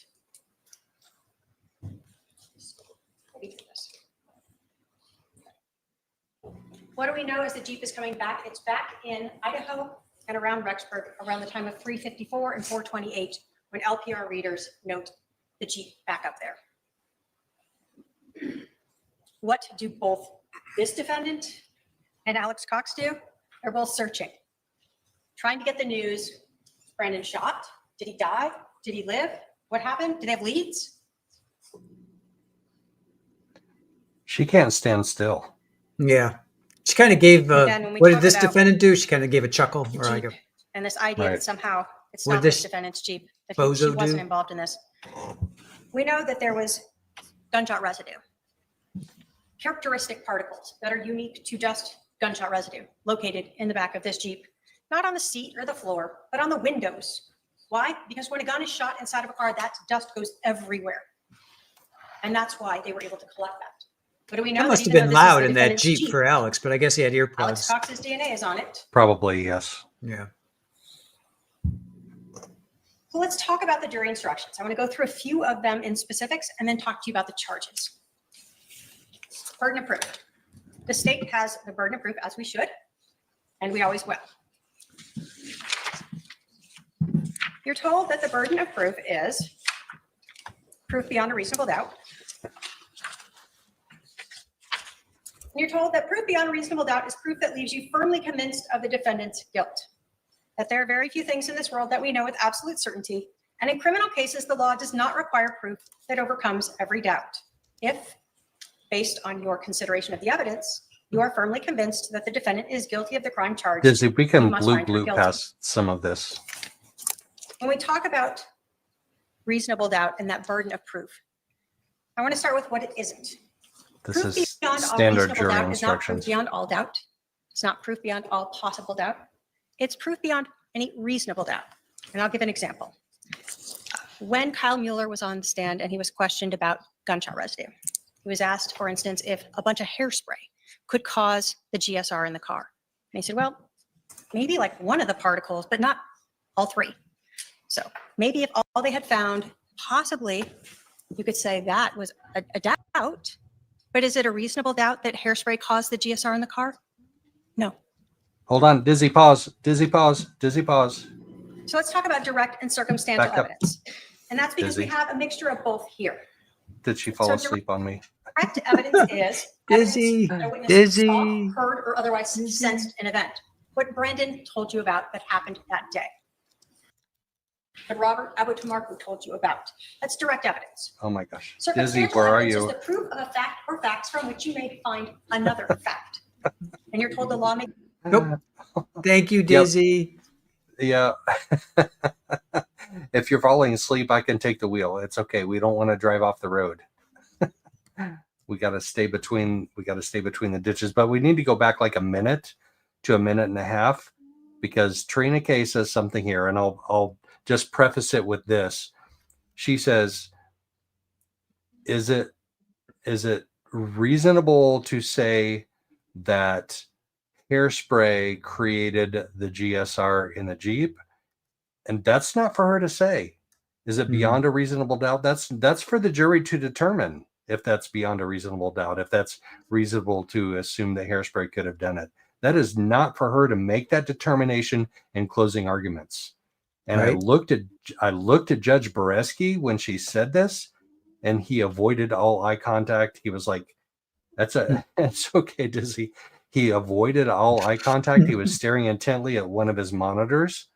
And I honestly think that he knows that it was not proper for her to say this. But if a pro per defendant doesn't object to it, then, I mean, who's to say that it can't be done? Right. So the hairspray thing was if I were representing myself, I would have objected to that for sure, because it's up to the jury to decide if that's beyond a reasonable doubt, or if it's beyond a reasonable doubt to say that hairspray could have caused it. That's not for the prosecutor to say. Mm-hmm. Good point. a reasonable doubt that hairspray caused the GSR in the car? No. Bingo. So let's talk about direct and circumstantial evidence. And that's because we have a mixture of both here. So direct evidence is evidence that a witness saw, heard, or otherwise sensed an event. What Brandon told you about that happened that day. What Robert Aboutumarku told you about. That's direct evidence. Circumstantial evidence is the proof of a fact or facts from which you may find another fact. And you're told the law makes no difference between direct and circumstantial evidence. So I'm going to give you an example here as well so that we can understand what you can do with circumstantial evidence and why it is so important. Assume you are seated on a beach and it's in a cove and you can see on each side, you lose sight of people. While you're sitting there, you're the only person on the beach. There's no footsteps there and you see a person come from your left, walk in front of you and go to your right.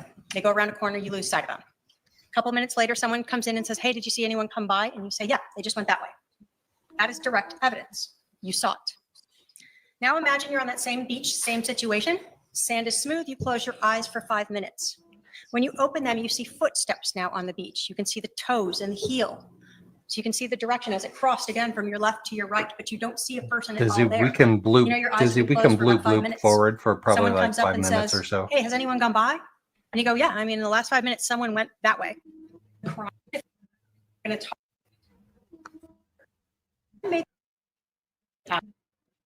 There we go. And or knew that he or she would cause the death of another person, which when you are shooting at them with a rifle, that is what you are intending or knowing. And they acted with premeditation. Talk about premeditation and then we'll wrap it all together to discuss. So premeditation means that they intended to kill another person and that they formed an intent or knowledge and then reflected on it. Now, in Arizona, Jamie, what was your favorite premeditation does part? not require some long, drawn-out plan.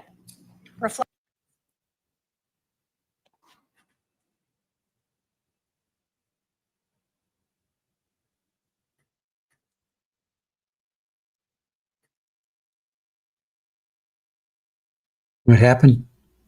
I don't know. Jamie said we blew past her favorite part, and I don't know what part that was, because it seemed to me like she was just talking basic legalese about the fundamental parts of, you know, oh gosh, all the things that I put, talked about burden of proof, reasonable doubt, direct and circumstantial evidence, conspiracy to commit first-degree murder, which involves conspiracy, membership of conspiracy, first-degree murder, premeditation. Then she does tie them to Lori, and then she does review the defenses. So maybe there are some important parts in there that we missed. The actions and statements of all of the alleged participants. So you're going to have to look at everything and look at what this defendant did to promote or assist that conspiracy. So, first-degree murder. Again, I'm going to just note that conspiracy means the parties agreed to engage in that conduct, so it doesn't mean there has to be a death. They are conspiring to kill someone. So we know that someone shot at Brandon Boudreaux and came very close to causing his death. They have to intend or knew that he or she would cause the death of another person, which when you are shooting at them with a rifle, that is what you are intending or knowing. And they acted with premeditation. Talk about premeditation and then we'll wrap it all together to discuss. So premeditation means that they intended to kill another person and that they formed an intent or knowledge and then reflected on it. Now, in Arizona, premeditation does not require some long drawn out plan. Reflection can be very fast. But in this case, we have premeditation that is days and weeks before this. We're talking about September 23rd, 24th, 25th, all the way through up to October 2nd. So this premeditation is above and beyond what is required by the law. This defendant started helping when they went to buy that burner phone, when she loaned her Jeep to allow it to be tinted, when she Googled how to remove that rear seat and they took off the tire and she kept it with her. Then she rented a storage unit and put it in there. When she kept her brother's cell phone and kept it with her as she went around Idaho. And when she made that call between those two phones, right around the time of when the shooting was supposed to occur. That is the aiding and the promoting done by this defendant. That is her acts. That is the conspiracy. But again, you look at all of the evidence to see how does that fit in. It's not just someone holding someone's phone. If that were it, sure. We might wonder what's going on. But you can't look at these facts simple and separate. You have to look at the actions of everyone and see how that fits in with all the evidence in this case. This defendant didn't just go buy a phone at Walmart and that was that. This defendant didn't just rent a storage unit and put her own personal property in there. This defendant didn't just decide to loan her Jeep to her brother and then decide to take the rear tire off it and the great interior points. seat out of it. Yeah. Yep. She did all of these things to aid and promote The totality of the evidence. Right. Family. when we're talking about defenses in this case. That's her fault because she There keeps are rocking back and forth. Potential ones. We'll Camera talk about. could pull out a We've little heard in bit this and frame trial it that better, maybe but there was no. it is what True. it is. That's Yeah. true. It's not even a first-degree murder because I believe there were some thoughts This is about pretty tight. That's a pretty tight shot. Brandon's. The hole It in is. his car was made by a tire iron, or whatever other defenses there were. But what do we know? Yes, there's a shooting here. Brandon's car has a bullet hole in it. There are fragments from that bullet hole in there. There's damage to his glass consistent with that location of the bullet hole in his car. Brandon called 911 out of breath from the fear of having just been shot when that bullet hit the frame of his car right near his head and shattered that window next to him. The Ring camera and that gunshot that you heard. Robert Abitamarco putting the Jeep there is idling there. So is that a defense? No, there was a shooting. So what else? And we've heard something about Melanie doing it. She had a financial motive. And I'm not here to tell you that Melanie wasn't involved in this. I'm telling you that this defendant was also involved in this. When we talk about a conspiracy to commit murder, there can be multiple people involved in that conspiracy. There were multiple people involved in that conspiracy. Melanie Boudreaux is the only one that had the address. So yes, she was involved. There But was we she go. Hold on. No. Whoa, Yeah. whoa, whoa, whoa, This whoa, whoa, defendant whoa. That's helped pretty ensure big. that her brother could Dizzy. help Melanie by killing off her soon-to-be ex-husband. Yeah, Back up about 30 seconds. We pretty hear her big. say Melanie Boudreaux Pulowski. I don't know. Does she say her last name or does she just say Melanie? She definitely does not say Pulowski. Maybe Melanie Boudreaux. Well, let's hear it again. Was definitely involved in this, but she was not alone. This is huge. Like if you're Melanie, like you're kind of scared, but she's also thinking, do I need to hire an attorney and sue Trina K for slander? Because I mean, that's a pretty big statement. Yep. And it's very declarative and defined and determined. Yep. And are we going to see a press conference on Friday? If we get a verdict tomorrow, are we going to see a press conference on Friday about charges against Melanie? Right. They're coming. You know they're coming because she is so straightforward with this. Mm-hmm. I'm going to have to get another Airbnb in about 9 months. And she said yesterday, the active investigation, open investigation. Yep. So, all right, Dizzy. Yep. She had a financial motive. And I'm not here to tell you that Melanie wasn't involved in this. I'm telling you that this defendant was also involved in this. When we talk about a conspiracy to commit murder, there can be multiple people involved in that conspiracy. There were multiple people involved in that conspiracy. Melanie Boudreaux is the only one that had the address. Melanie Boudreaux. Yes, she was involved. But was she it? No.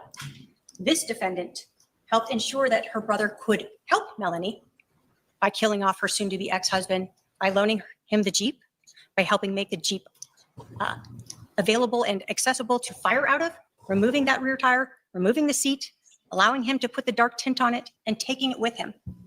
And then providing that alibi over those days while he was gone to help cover up that he was the shooter. I think she also said maybe she's not responsible for what her brother has done. But we know she is responsible. She is a co-conspirator. She is assisting. She is promoting in this crime. We know from the 25th on, she is helping to get the phone, to get ready, to make the Jeep ready, to cover up for her brother, to hide those extra parts, to Google how to even get the Jeep ready, and eventually also trying to figure out what went wrong so they could then determine what to do after. Brandon Boudreaux knew who was involved. He may not have seen who did this. The defendant has tried to explain away the evidence and questioning witnesses, asking if it's possible for a single piece of evidence to mean something other than what everyone knows it means. Is it possible that a Coke bottle broke in the street and one little shard stayed there right where Brandon Boudreaux's Tesla was located when it was shot? A shard that looks just like the glass from his car in the driveway inside the seats. Is it possible that a tire iron made that bullet hole in the Tesla? Is it possible that the GSR in the Jeep is hairspray and fireworks? Is it possible that a Jeep with Texas plates belonged to someone else who wanted to kill Brandon? Is it possible that Alex was in Idaho and called her on October 2nd at 8:02 for those 24 minutes? Don't fall for the defendant's questions about what is possible when the evidence shows exactly what occurred. The only explanation when we look at all of the evidence together is that this defendant conspired with her brother and others to try to kill Brandon Boudreaux. The state asks you to look at all of the evidence, not just the is it possibles, and find the defendant guilty of conspiracy to commit first-degree murder. Thank you. Now, let's not forget that she also said closing argument multiple times that the only person who had access to the address was Melanie. Like they didn't know where he was. Melanie's the only one that knew where he lived. Right. It's pretty damning. I would not want to be in her shoes right now. She probably didn't sleep well last weekend. Not tonight either. Nope. When a family breaks apart, it is a tragedy, with the devastation far-reaching, affecting many people. I am not exempt from tragedy, none of us are. But what we learn from it is most important. Because of this experience, I've studied the law and the judicial system, and that knowledge will stay with me forever. When we experience tragedy, we can grow stronger from the experiences, and then those experiences are not all negative. Dizzy, can you pause just for a second? You would think that often people in my position would feel. So in the courtroom, we could barely hear her voice. So you guys watching on TV had an advantage that we did not. The entire gallery was completely silent, and all of us were straining forwards on the edge of our seat, trying to listen and hear what she was saying because it was so quiet. And you'll see in a couple of seconds here, the judge says, "Can you pull the microphone closer?" And she does, and it doesn't help us in the gallery, but maybe 5% louder. So, but as a former LDS, she's giving a talk right now. She's giving a Mormon talk at a sacrament meeting.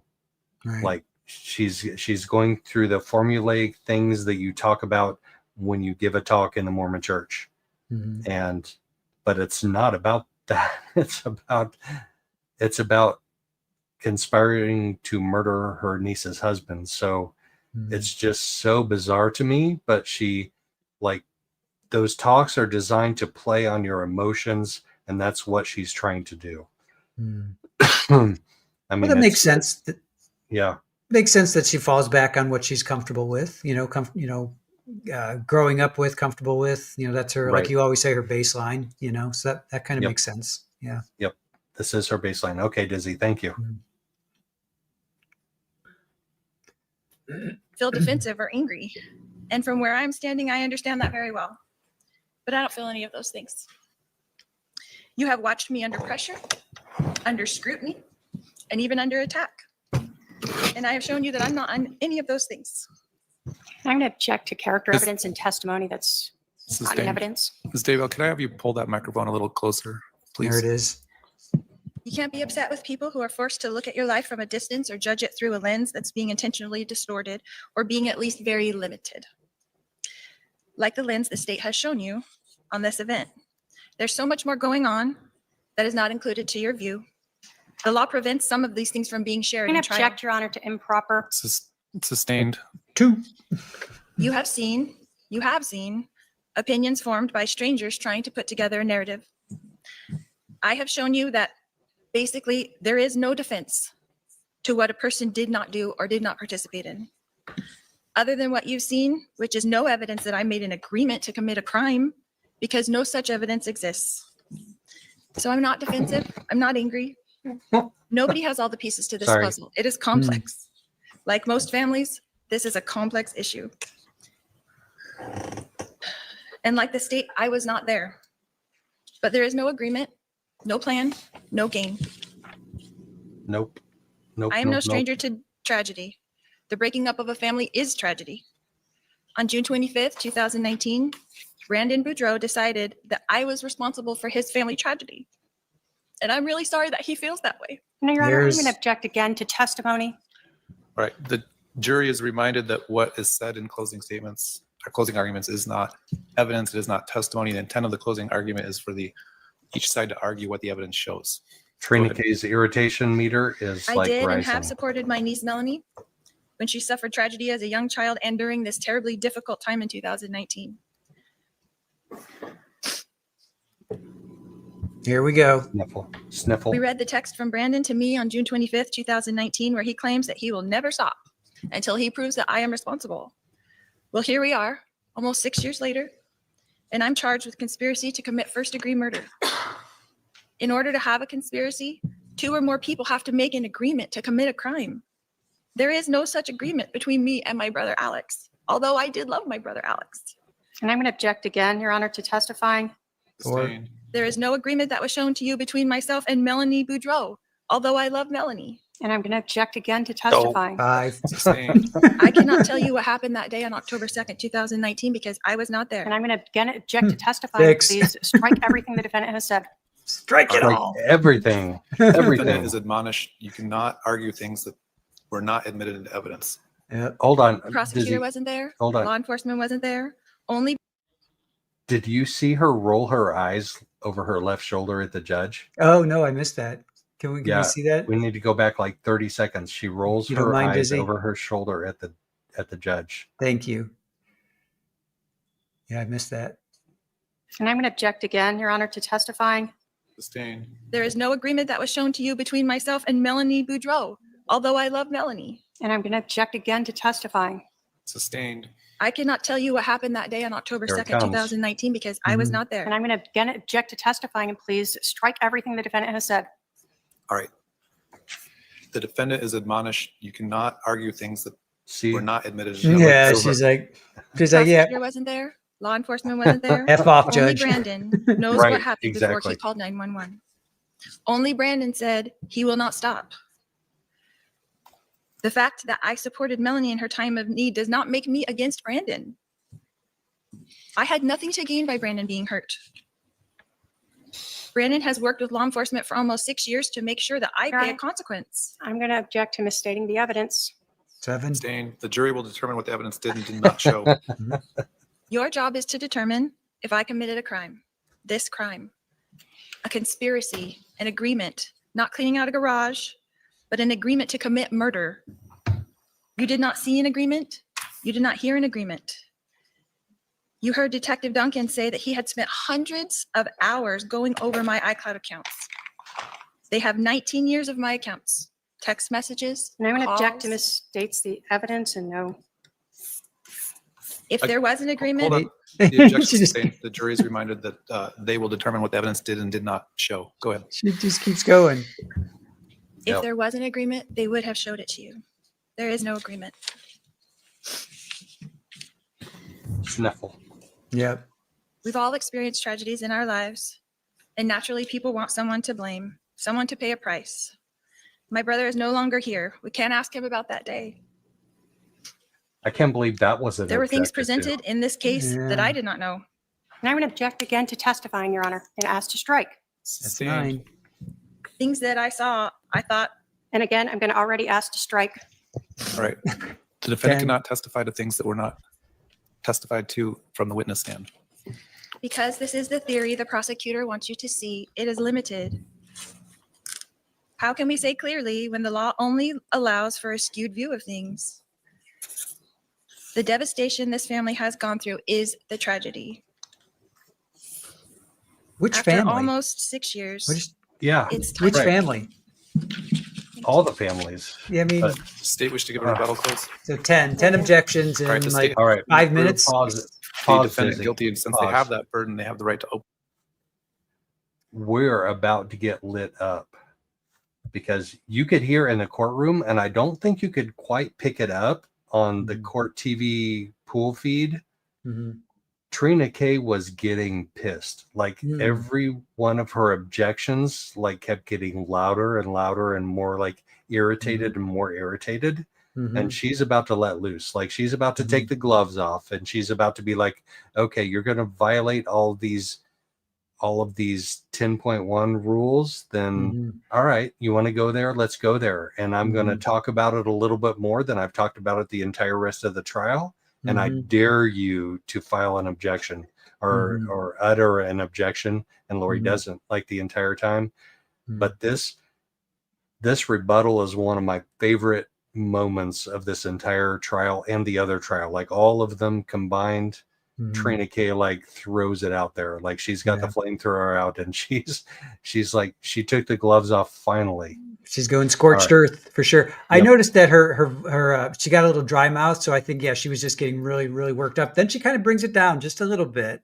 Like Right. to me, the emotion, she comes firing out, and then it does drop a little bit, but just And a then little. it drops it, and then it drops again at the very, very end. Yeah, So, like I think to like be like, don't I be think she- afraid of me, jury. Don't be afraid of me, jury. right. It's okay. I'm not mad at you. I'm mad at the defendant. right. Or also, I don't want to say the wrong thing because I'm being too emotional, and I'm a lawyer, and I have to be a little bit more even keel. Yeah, kinda. no. And at the very beginning of this, no, she's not even keel. She is No. not. She's the No. most fired up I have seen her like She's ever. what's that? I'm kicking ass and taking names. Right. Okay, let's roll it. Open and close the argument. Go ahead.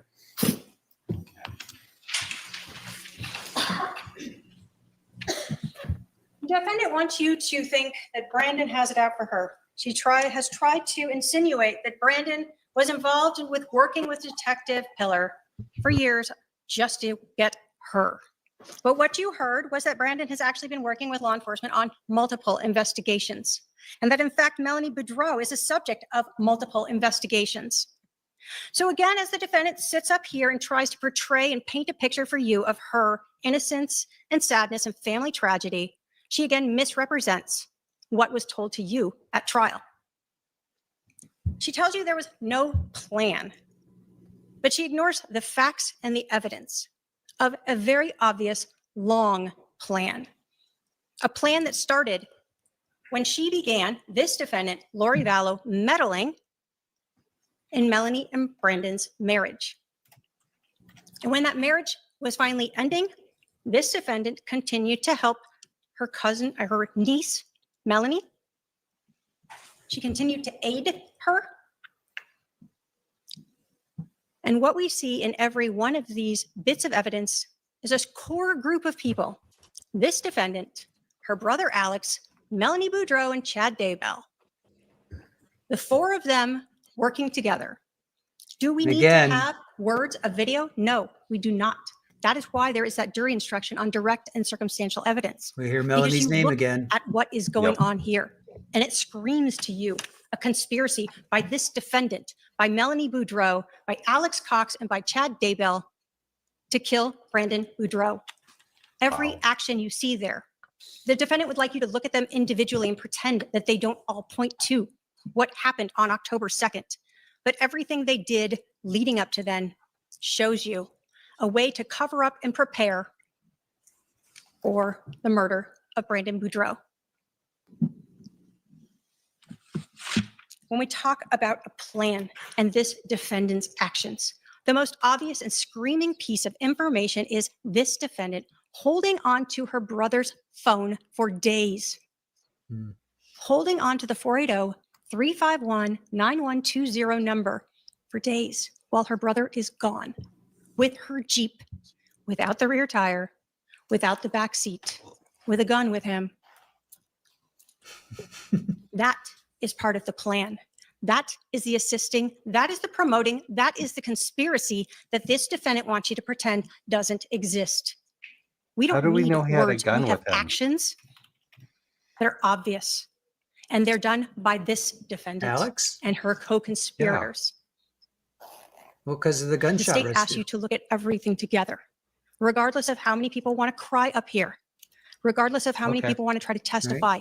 This is not evidence. What is evidence is what was presented to you in trial, and each piece of that tells you this defendant is guilty. And so I ask you to find her guilty of the conspiracy to commit murder against Brandon Boudreaux. Thank you. All right, members of the jury, the case is going to be submitted to you shortly, but first, we're going to draw our alternate jurors. Again, we have extra jurors just in case someone becomes sick Do you need to or is pause? unable to proceed. Nope, So not we're going to yet. call I'm a no vote. 3 alternate jurors. If you are an alternate juror, it may be disappointing to get to this stage in the trial and not be in the deliberation process, but I have in the past had to call back an alternate juror to come back in the jury room when a juror is unable to proceed. So the admonition would still apply to you until we call you and let you know that you're excused. If I don't see you again as far as an alternate, I want to thank you for participating in this process. We couldn't have done it without you. Now we're going to use our very scientific method and draw numbers out of a hat here. He probably says that every trial. He does. Yep. Juror 3, you're our We're going to first pause alternate. We're after gonna this draw a number. busy. 16, 16, okay, and 7. jurors 3, 7, and 16, 7. Okay. Let me check my notes. Okay. 3, 16, and then 7.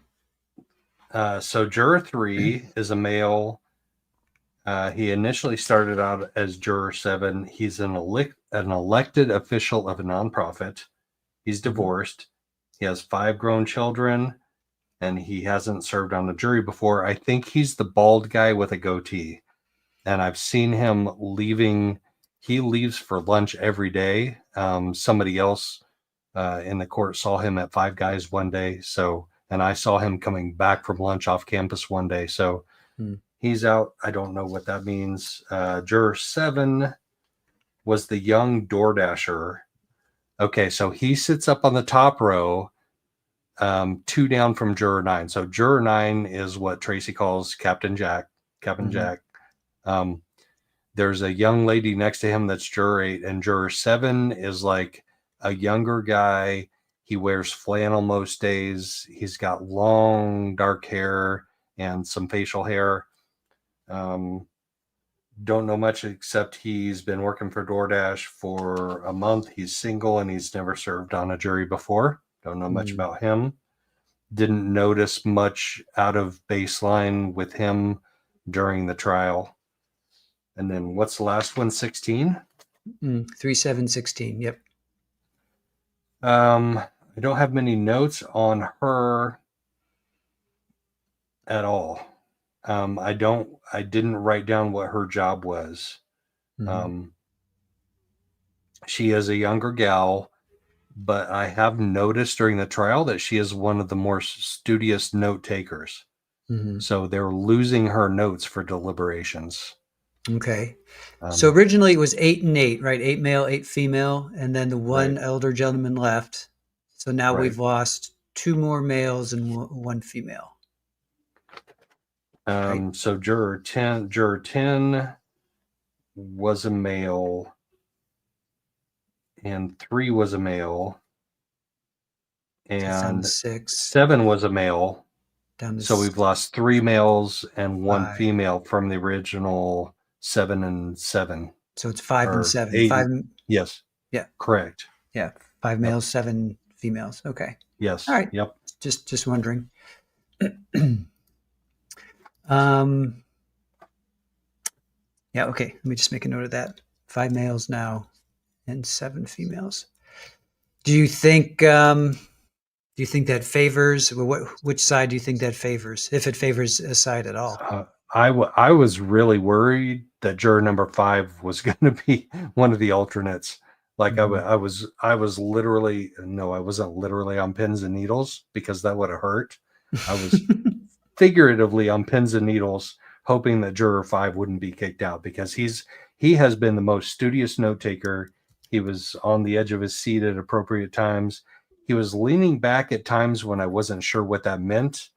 But today, during both closing statements, Trina Kay's and Lori's, he was leaning back. So that doesn't mean anything. When he's leaning back for both sides, it doesn't mean anything. He's just like trying to be relaxed and comfortable. But the guy that I thought might be one of the eligible jury foremen was juror number 3. And you know, he was like an older, middle-aged guy that's just like kind of the guy that everybody's going to look to and be like, hey, do you want to be the jury foreman? But we'll see. Do we want to start answering questions? Sure. All right. Before we do, Widespread Panic had a question, and I think Trace kind of dropped. We were wondering about the ages of the kids, and in the opening, I'm sorry, Brandon says at the time of the incident, he says the names of his kids. I'm sorry, he says the ages of his kids. Okay. So, Trace, do you? I'm not. Should I say their names? Because he said their names. Brandon said their names. And that's on Court TV. That's like on public. Yeah. Feed. Yeah. Then it should be okay. All right. Just first names. But, yes. But we know their last names. I know, right? All right. Let's just say the oldest was 9. Now I'm pretty sure he said at the time of this happened, the eldest was 9. That so makes whatever sense. I say, just add. Right. Yeah. So add say 6 years, 5 years, because we're not sure when they were born. Right. So 9 plus 5, so 14. And I think Trace, you said this already. You may have already said this. So the oldest would be 14, and then 9, and then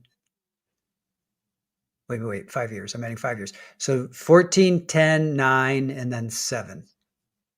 Okay. Does that sound about right? Yeah, because then the oldest 3 would have been in school back then in 2019. So he dropped them off at school, and then the youngest would have been 3 years old and probably still in diapers. You know, that's the age where they're going through potty training. So that makes sense. Okay. Yeah. And then I found his Facebook page, and he's got, or he and Jenny have 2 more kids. Yes. So yeah, that's yeah. And today in the waiting area, while we were waiting to get into court, 2 ladies showed up who haven't shown up to court before, and they're like, "Hey, where do we sit down?" So I am now the official Maricopa County Superior Court 5th floor tour guide. So I'm telling you, you need like a flag. You need a pole with a flag and a bullhorn. Yep. Yeah, and a whistle. Yeah. No, you can't do that. But they're like, okay, we came in and we have a number, or no, we've been put on the list. They said we've been put on the list, and I'm like, there's no list. It's public seating is first come, first served. And they're like, oh no, we're with Brandon Boudreaux's family, and I'm like, oh, okay. Well, you're gonna get seated all at the same time. You go into like the victim's family room all at the same time. And they were there way before, like an hour and a half before that usually happens. So I was like, come sit down in the media area, get yourselves comfortable. But it turns out they are the neighbors of Brandon Boudreaux, and their daughter is best friends with Brandon's oldest daughter. Oh, so that was kind of cool. Yeah. And I was like, they were all worried. They're like, we need to sit in the right spot. Are we sitting in the right spot? I'm like, you'll get taken care of. And they do take care of the victims' families and associated, people very well at that courthouse. They do a really good job. Good to hear. Yeah, I guess questions. You were talking about questions. Yep. Chris Ann Henry became a YouTube member. Awesome. Yes. Thank you. Always good to see new members. Yes. Cher, another new member. And Barry Adams, another new member. Good job. We see Barry and Tanika and Florida PI Sam often. Oh, yeah. I love Florida PI Sam. She did something on the trial yesterday that I need to go back and watch. You must be so tired. Oh, my gosh. Will you get to rest tomorrow? No, I won't get to rest tomorrow. It's up and Adam early tomorrow. We need to make sure that all the seats that need to be gotten get gotten tomorrow, because there's going to be super heightened public scrutiny for tomorrow.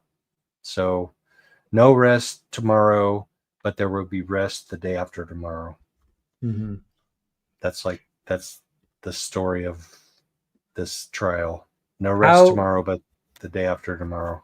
Right. How confident are you that they'll come to a verdict tomorrow? What's your level of confidence? 93.6%. 93.6. Yep. Tune it in on your FM dial. You heard it here first. 93.6% confidence level. And yes, I do get tired. This case wears me out.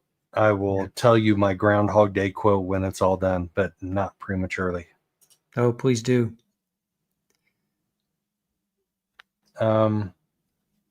Loss? No, we're gonna see justice in this case, so I will not feel loss. What do I do now? Yes, 100%. And I have to go back to the roots of my channel, which were finding justice for Abby and Libby. And then I moved on to finding justice for JJ and Tylee and Charles and Tammy and now Brandon. And the next one is going to be finding justice, helping to find justice for somebody. So wherever that road takes me, that's where it will go. But yes, what do I do now? What do I do next? That's a very valid question. And I literally get asked that probably 3 times a day in the courthouse. What's next? You get in this routine, right? Even though it's tiring and it's draining, you just get into this routine, and it's amazing how when it's gone, there is kind of that sense. I can identify with that. What therapists said, there is that sense of like, I'm glad it's over, but I'm also like missing it, because your body gets used to it, Right. especially Yeah. longer trials, right? Was the Delphi? How long were you there for Delphi? Were you there for? Let's see it. I went to the August 1st hearing, and then I was there through the end of October. So August, September, 3 months. Yeah, I mean that's enough time for your body, your mind, your spirit, everything to Right. get used to it. Which blows your mind in this, because it's today was day 5, Yeah. and we're at jury deliberations on day 5. Mm-hmm. That it's mind blowing. Yep. I mean, how many Fast. days did Karen Reed go? Karen Reed's into the 20 something days. Are they into the 30 something days? I don't even know. Mm-hmm. But their jury deliberations are probably going to go a lot longer than this. Yeah. But yeah, it's a thing. Yeah. Yes. So the judge said everybody needs to stay within 20 minutes of the courthouse, because they will give 20 minutes notice. Honestly, it probably will be more like 30 minutes notice once a verdict is reached. And there is going to be a delay, right? Like maybe 5 minutes or something, or yes, correct. 5 minute delay. Okay. So I will have it on Twitter before you see it on Court TV pool feed. Okay. So no spoiler alerts. We're going to tell our chat that, because I'll be looking, but I'm going to be like, no spoiler alerts. We want to watch it. Watch it live. Yep, absolutely.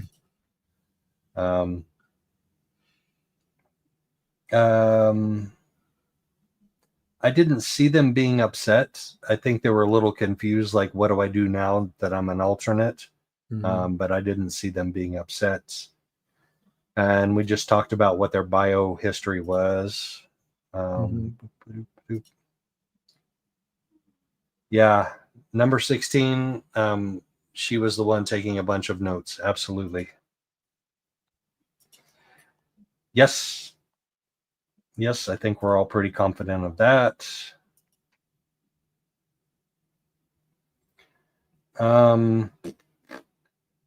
Alex, Adam. Don't Definitely forget Adam. Stacy's Summer. And Summer, yep. Stacy passed away. That's Yep. Melanie's mom. Stacy was the oldest. Right. Yeah, we talked about this before. I think they could.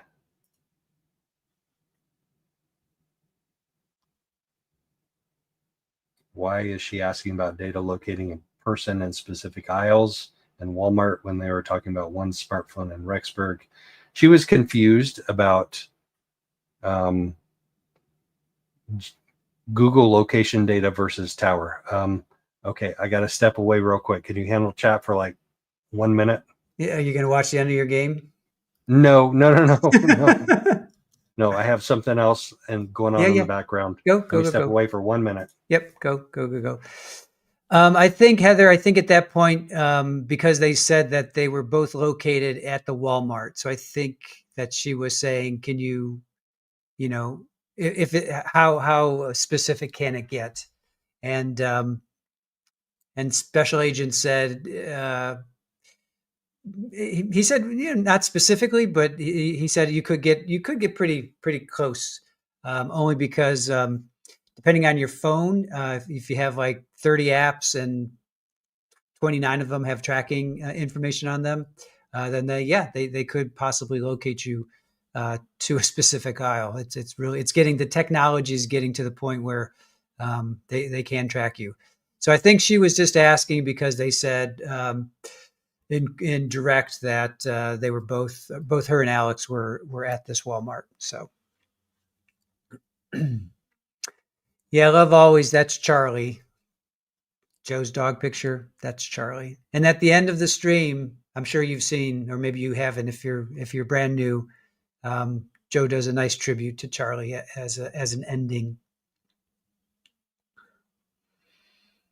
OnlyFan, you asked something about aggravating phase. The judge Judge Boreski did talk about aggravating circumstances. Dangerous allegations, an accomplice would be sufficient. And then they talk about Lori she requested probable cause and she doesn't want a hearing. So that the judge asked that. So he did talk about aggravating circumstances, whether or not that's going to come on or when that's going to come out. I'm not sure. Whoa, Joe. You're freaking me out. All right. Disaster averted. You All right, leave delivery instructions to just leave it at the door, and they insist on ringing the doorbell anyway. What are you gonna do? Nice. So it looks like you guys are going to win. Oh, wow. No way. 116 to 107 with 7 seconds left. Yeah, unless you have Reggie Miller on your team, you're not overcoming that. Yeah. Not in 7 seconds. All right. Up to looking. You know what? Everybody wrote off the Pacers, but here they are. Like I said, they've been underdogs the whole way. Yep. And it's a young team, right? I think the Thunder are the youngest team, but Pacers are pretty young too. So yes, yeah, they are. Yep. Watch out for the Pacers. All right, where's Hellcat at? Come on, Hellcat, come up here and talk about that a little bit. Sorry, up and talk about your Thunder. It's a long series. It's only one. It game, is. Yes.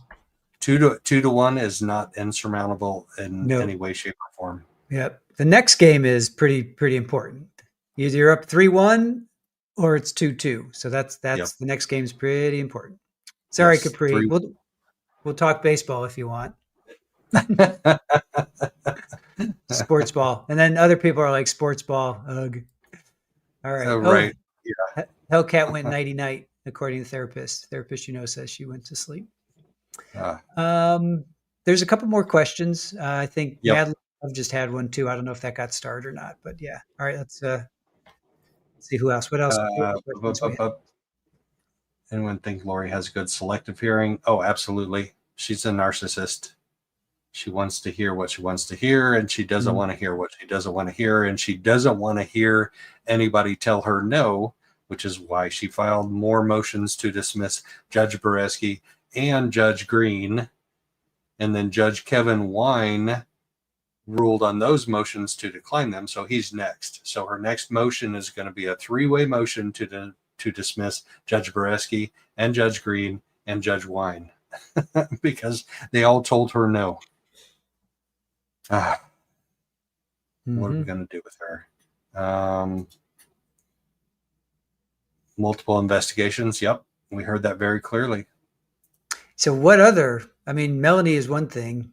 Who else is, do you think they're going to drag Chad down for this? Because he now clearly is implicated. Or are they just going to be like, yeah, enough's enough? I honestly, if I'm the prosecutor, if I'm Trina Kay, and I don't think she's the chief prosecutor for Maricopa County, so whoever her boss is needs to talk to the family and be like, do you want us to keep prosecuting these things, or have you had enough justice? Enough, at some point. Yes, he's on the DP, Love Always, but there's always that small chance, small chance, I guess, of an appeal, or he'll be let out, and I don't know. Yeah, I would think enough's enough at this point. Madley has a question. Let me find Madley's question if I can in here. Oh, here we go. Boop. Yes. How many people would you estimate waited in line and did not get into court today and other days? I think everybody in line today got in line. I think the only day that they didn't was Monday. So Lori did her antics on last Friday, right? Where she got thrown out of court. And that went viral, and a lot of people saw that. And so they came to court to be casual trial watchers on Monday because of the crazy things she did on Friday. So there were 10 to 12 people that didn't get in to see her on Monday. But I think that's the only day that everybody in line has not actually gotten into court. And I think it was just those viral trial watchers. I say that, but there were 3 people that I met that were like at the back of that line. And on Monday, there were so many people and there were extra seats left in the media seating area that they let the public come sit with the media that day. And there were 3 people that sat next to me that were those public people that sat with the media. And we talked a little bit, and they've actually come also to the last 2 days. So they didn't just come Monday. They also came yesterday, and they also came today. So they're a little bit more than just the casual trial watcher. They're actually interested in seeing how this plays out. So that was kind of interesting. Yeah. Yeah, I guess multiple cases would be Melanice, of course, but then there's Melanie Gibb. I kind of forgot about her. A couple of people are talking about Melanie Gibb and Zulima. Do you think Zulima? I think there's an outside. Well, okay. Well, there's a difference between multiple cases and multiple suspects / co-conspirators. Right. Multiple cases means there are multiple crimes that they're looking at her for. So they're looking at her for involvement with Brandon Boudreaux. They're probably also looking at her for involvement with other crimes that were committed besides just the attempted murder of her estranged husband. And does that have to do with Tammy? Was she involved with, with a conspiracy to murder Tammy with the kids? Was she involved with that at all? With Chad? With Charles. Gosh darn it. Was she involved in any way with the conspiracy to murder Charles? I mean, multiple cases means multiple crimes, not multiple suspects. So let's look at all of the crimes that Melanie Boudreaux may have been involved with. I wonder from the public information aspect, how we can get information to those crimes that she may be investigated for. Like if it's an active investigation, can they share that or not share that with us? I think if we were in the state of Florida, they probably could because they have the Sunshine Law, but other states don't have that Sunshine Law. So we may not know until charges are or are not filed against her. Now, yesterday we were talking. So Tylee was September 8th, JJ September 23rd, Brandon shot at October 2nd, Tammy passes away October 19th. So it's not a stretch that Melanice was involved somehow with Tammy. Yeah. I'm not quite sure how. And the kids too. Yeah. Yeah. So Hermosillo investigated that. He's a rock star. He's fantastic. Yeah. He just got promoted to detective in 2019, and he had that case dropped in his lap. He helped solve it. He helped find the bodies eventually and pin it on Chad and Lori. I mean, and now he is the lieutenant of the entire detectives division in Rexburg. So he knows what's up. He was there today. Yep. He was actually standing right next to FBI Special Agent Nicholas Balance. The two of them were standing right next to each other. And if you could take pictures in the courthouse, I would have snapped that picture, but I would have got my butt kicked out immediately. You can't take pictures in the courthouse, but that was a picture. Him standing next to Nick Balance was a picture. This was downstairs or upstairs? No, it was upstairs on the 5th floor, right outside the courtroom. Gotcha. Yeah. So you said yesterday, Hermosillo is shorter, right, on the short side. So yeah, I said 5'3", 5'4". He's probably 5'6", 5'7" Okay, and then Balance is a little bit. Is he's taller than him? Nick is taller. Balance is probably 5'11" maybe 6 foot. I don't think he's 6 foot. I think he's probably slightly under 6 foot, but around 6 foot. Gotcha. Yeah, that would have been a good picture. You should have gone up and gotten a selfie. I would have gotten tickled. I would have gotten tickled by Nick Balance. Oh my God. Oh my! It's getting late. It is. That's a clip right there. That's a clip. Tickled by Nick Balance. That's great. Oh my gosh. That's really funny. Maybe tackled. Tackled was the appropriate word in that. Debbie, thank you for your super sticker. That's awesome. Thank you so much, Debbie. We appreciate it. Oh, earlier I sent, you guys don't know, but Barry Adams sent $10 to our chat. Said Trina K and Joe Schmo, nice meal at Pink Pony Fund. I texted that to Joe earlier, but unfortunately, the Pink Pony closed down last year, so did it? Oh, we're gonna have to find another spot. All right. Maybe the Purple Pony. All right, you about ready to wrap this up? Sure. I just wanted to, oh yeah, you already mentioned the 20 minutes, 30 minutes or so. Real quick. You had, I had some votes and you had a poll. So I did. While you end your poll.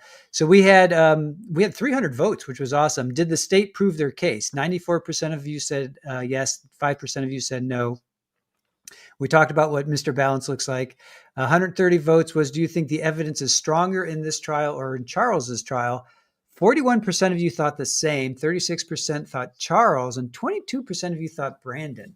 That the evidence was stronger in Charles's trial than Brandon. So I thought that one kind of threw me. I thought, my personal opinion is I thought it was stronger in Brandon's. But what do you think? I did too, but I heard other people at the trial today saying they thought the other one was stronger. Okay. So yeah. All right. So what's the results of your poll? What do you have? All right. So how long will the deliberations last? Oh my gosh. Poll complete, 69 votes. 69 votes. Nice. Nice. 2 to 4 hours. 52%. That's the majority. People think it will last 2 to 4 hours. That's where I landed. Less than 2 hours was 27%, so about a fourth. So we have a half and a fourth at less than 2 hours, and half at 2 to 4 hours. And then 4 to 8 hours, 17%, and then more than 8 hours is 2%. Yeah, judging from the Charles, I had 2 hours and 20 minutes. You said it was like less than 2 hours, though. It was less than 2 hours. Yeah. I'm gonna go. Yeah, I think I went with 2 to 4. That's always the safe one for me, because I figure it always takes them at least an hour to get through jury instructions, and then an hour to kick around, and then they don't count when they take lunch, right? They don't count that as deliberating because you're not supposed to deliberate. Is that? No, you're not supposed to deliberate during lunch, but do we as the public know that they're not deliberating at lunch, like they're taking a lunch break? I don't know. Yeah, I don't know if they factor that in or not. Do we know when to stop the clock? Yeah, I don't know. So, all right, 11:30 here on the East Coast. Yep. 8:30 for you. You have to get up. You're gonna get up early enough to get there by 7:30 or 8. You said, yeah. At least, yeah. Yeah. Because you're right. Verdict Watch. I remember with Sarah Boone, they all came out. You remember with Charles, right? Wasn't there more media presence? Yes, there was. It was very busy. So I got to get my place in the media line. Trace in the case has to get her place in the public line. So we will be there bright and early. With bells on, bells and whistles, all that good stuff. All that good stuff. And it starts at 10 o'clock, which is 1 o'clock our time. So 10 o'clock Pacific, 1 o'clock Eastern. So we'll start streaming at 1, and then we'll do another stream, right? We'll do a final stream. Absolutely. So look forward to that, guys. And I will say have a great evening, chat. Thank you to mods on both sides, Dizzy for running the show in the background. Fantastic job. What snacks did you get, Dizzy? Because I'm hungry. I want to eat that right now. Right. And again, thank you to Aaron, and thank you to mods on both sides. And guys, if you haven't subscribed, please do so on both. We have a lot of people that are straddling both streams, and we really appreciate that support. So absolutely. Thank you, mods. Thank you, chat. Thank you, Squeegee. Always appreciate hanging out with you and your input and insight. So we will catch you same bat time, same bat channel tomorrow night, right? Absolutely. Absolutely. And let's hope for a verdict. Yep. Thanks, everybody. Have a good night, guys. All right. See you, Joe. See ya.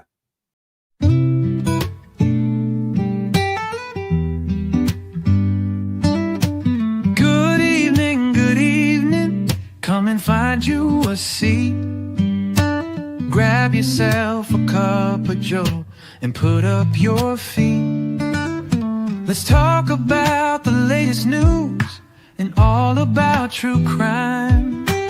We can make a difference if we put in the time.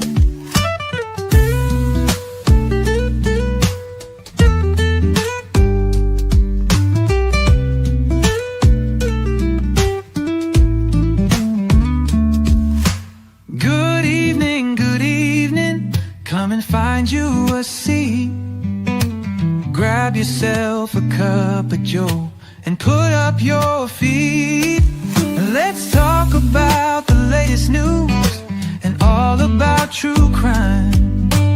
We can make a difference if we put in the time.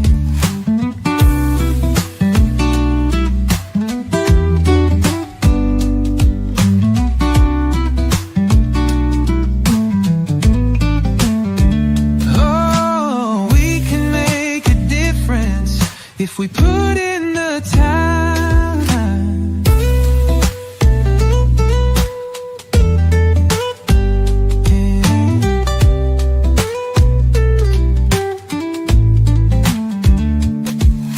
Good evening. Come and find you a seat. Grab yourself a cup of joe and put up your feet.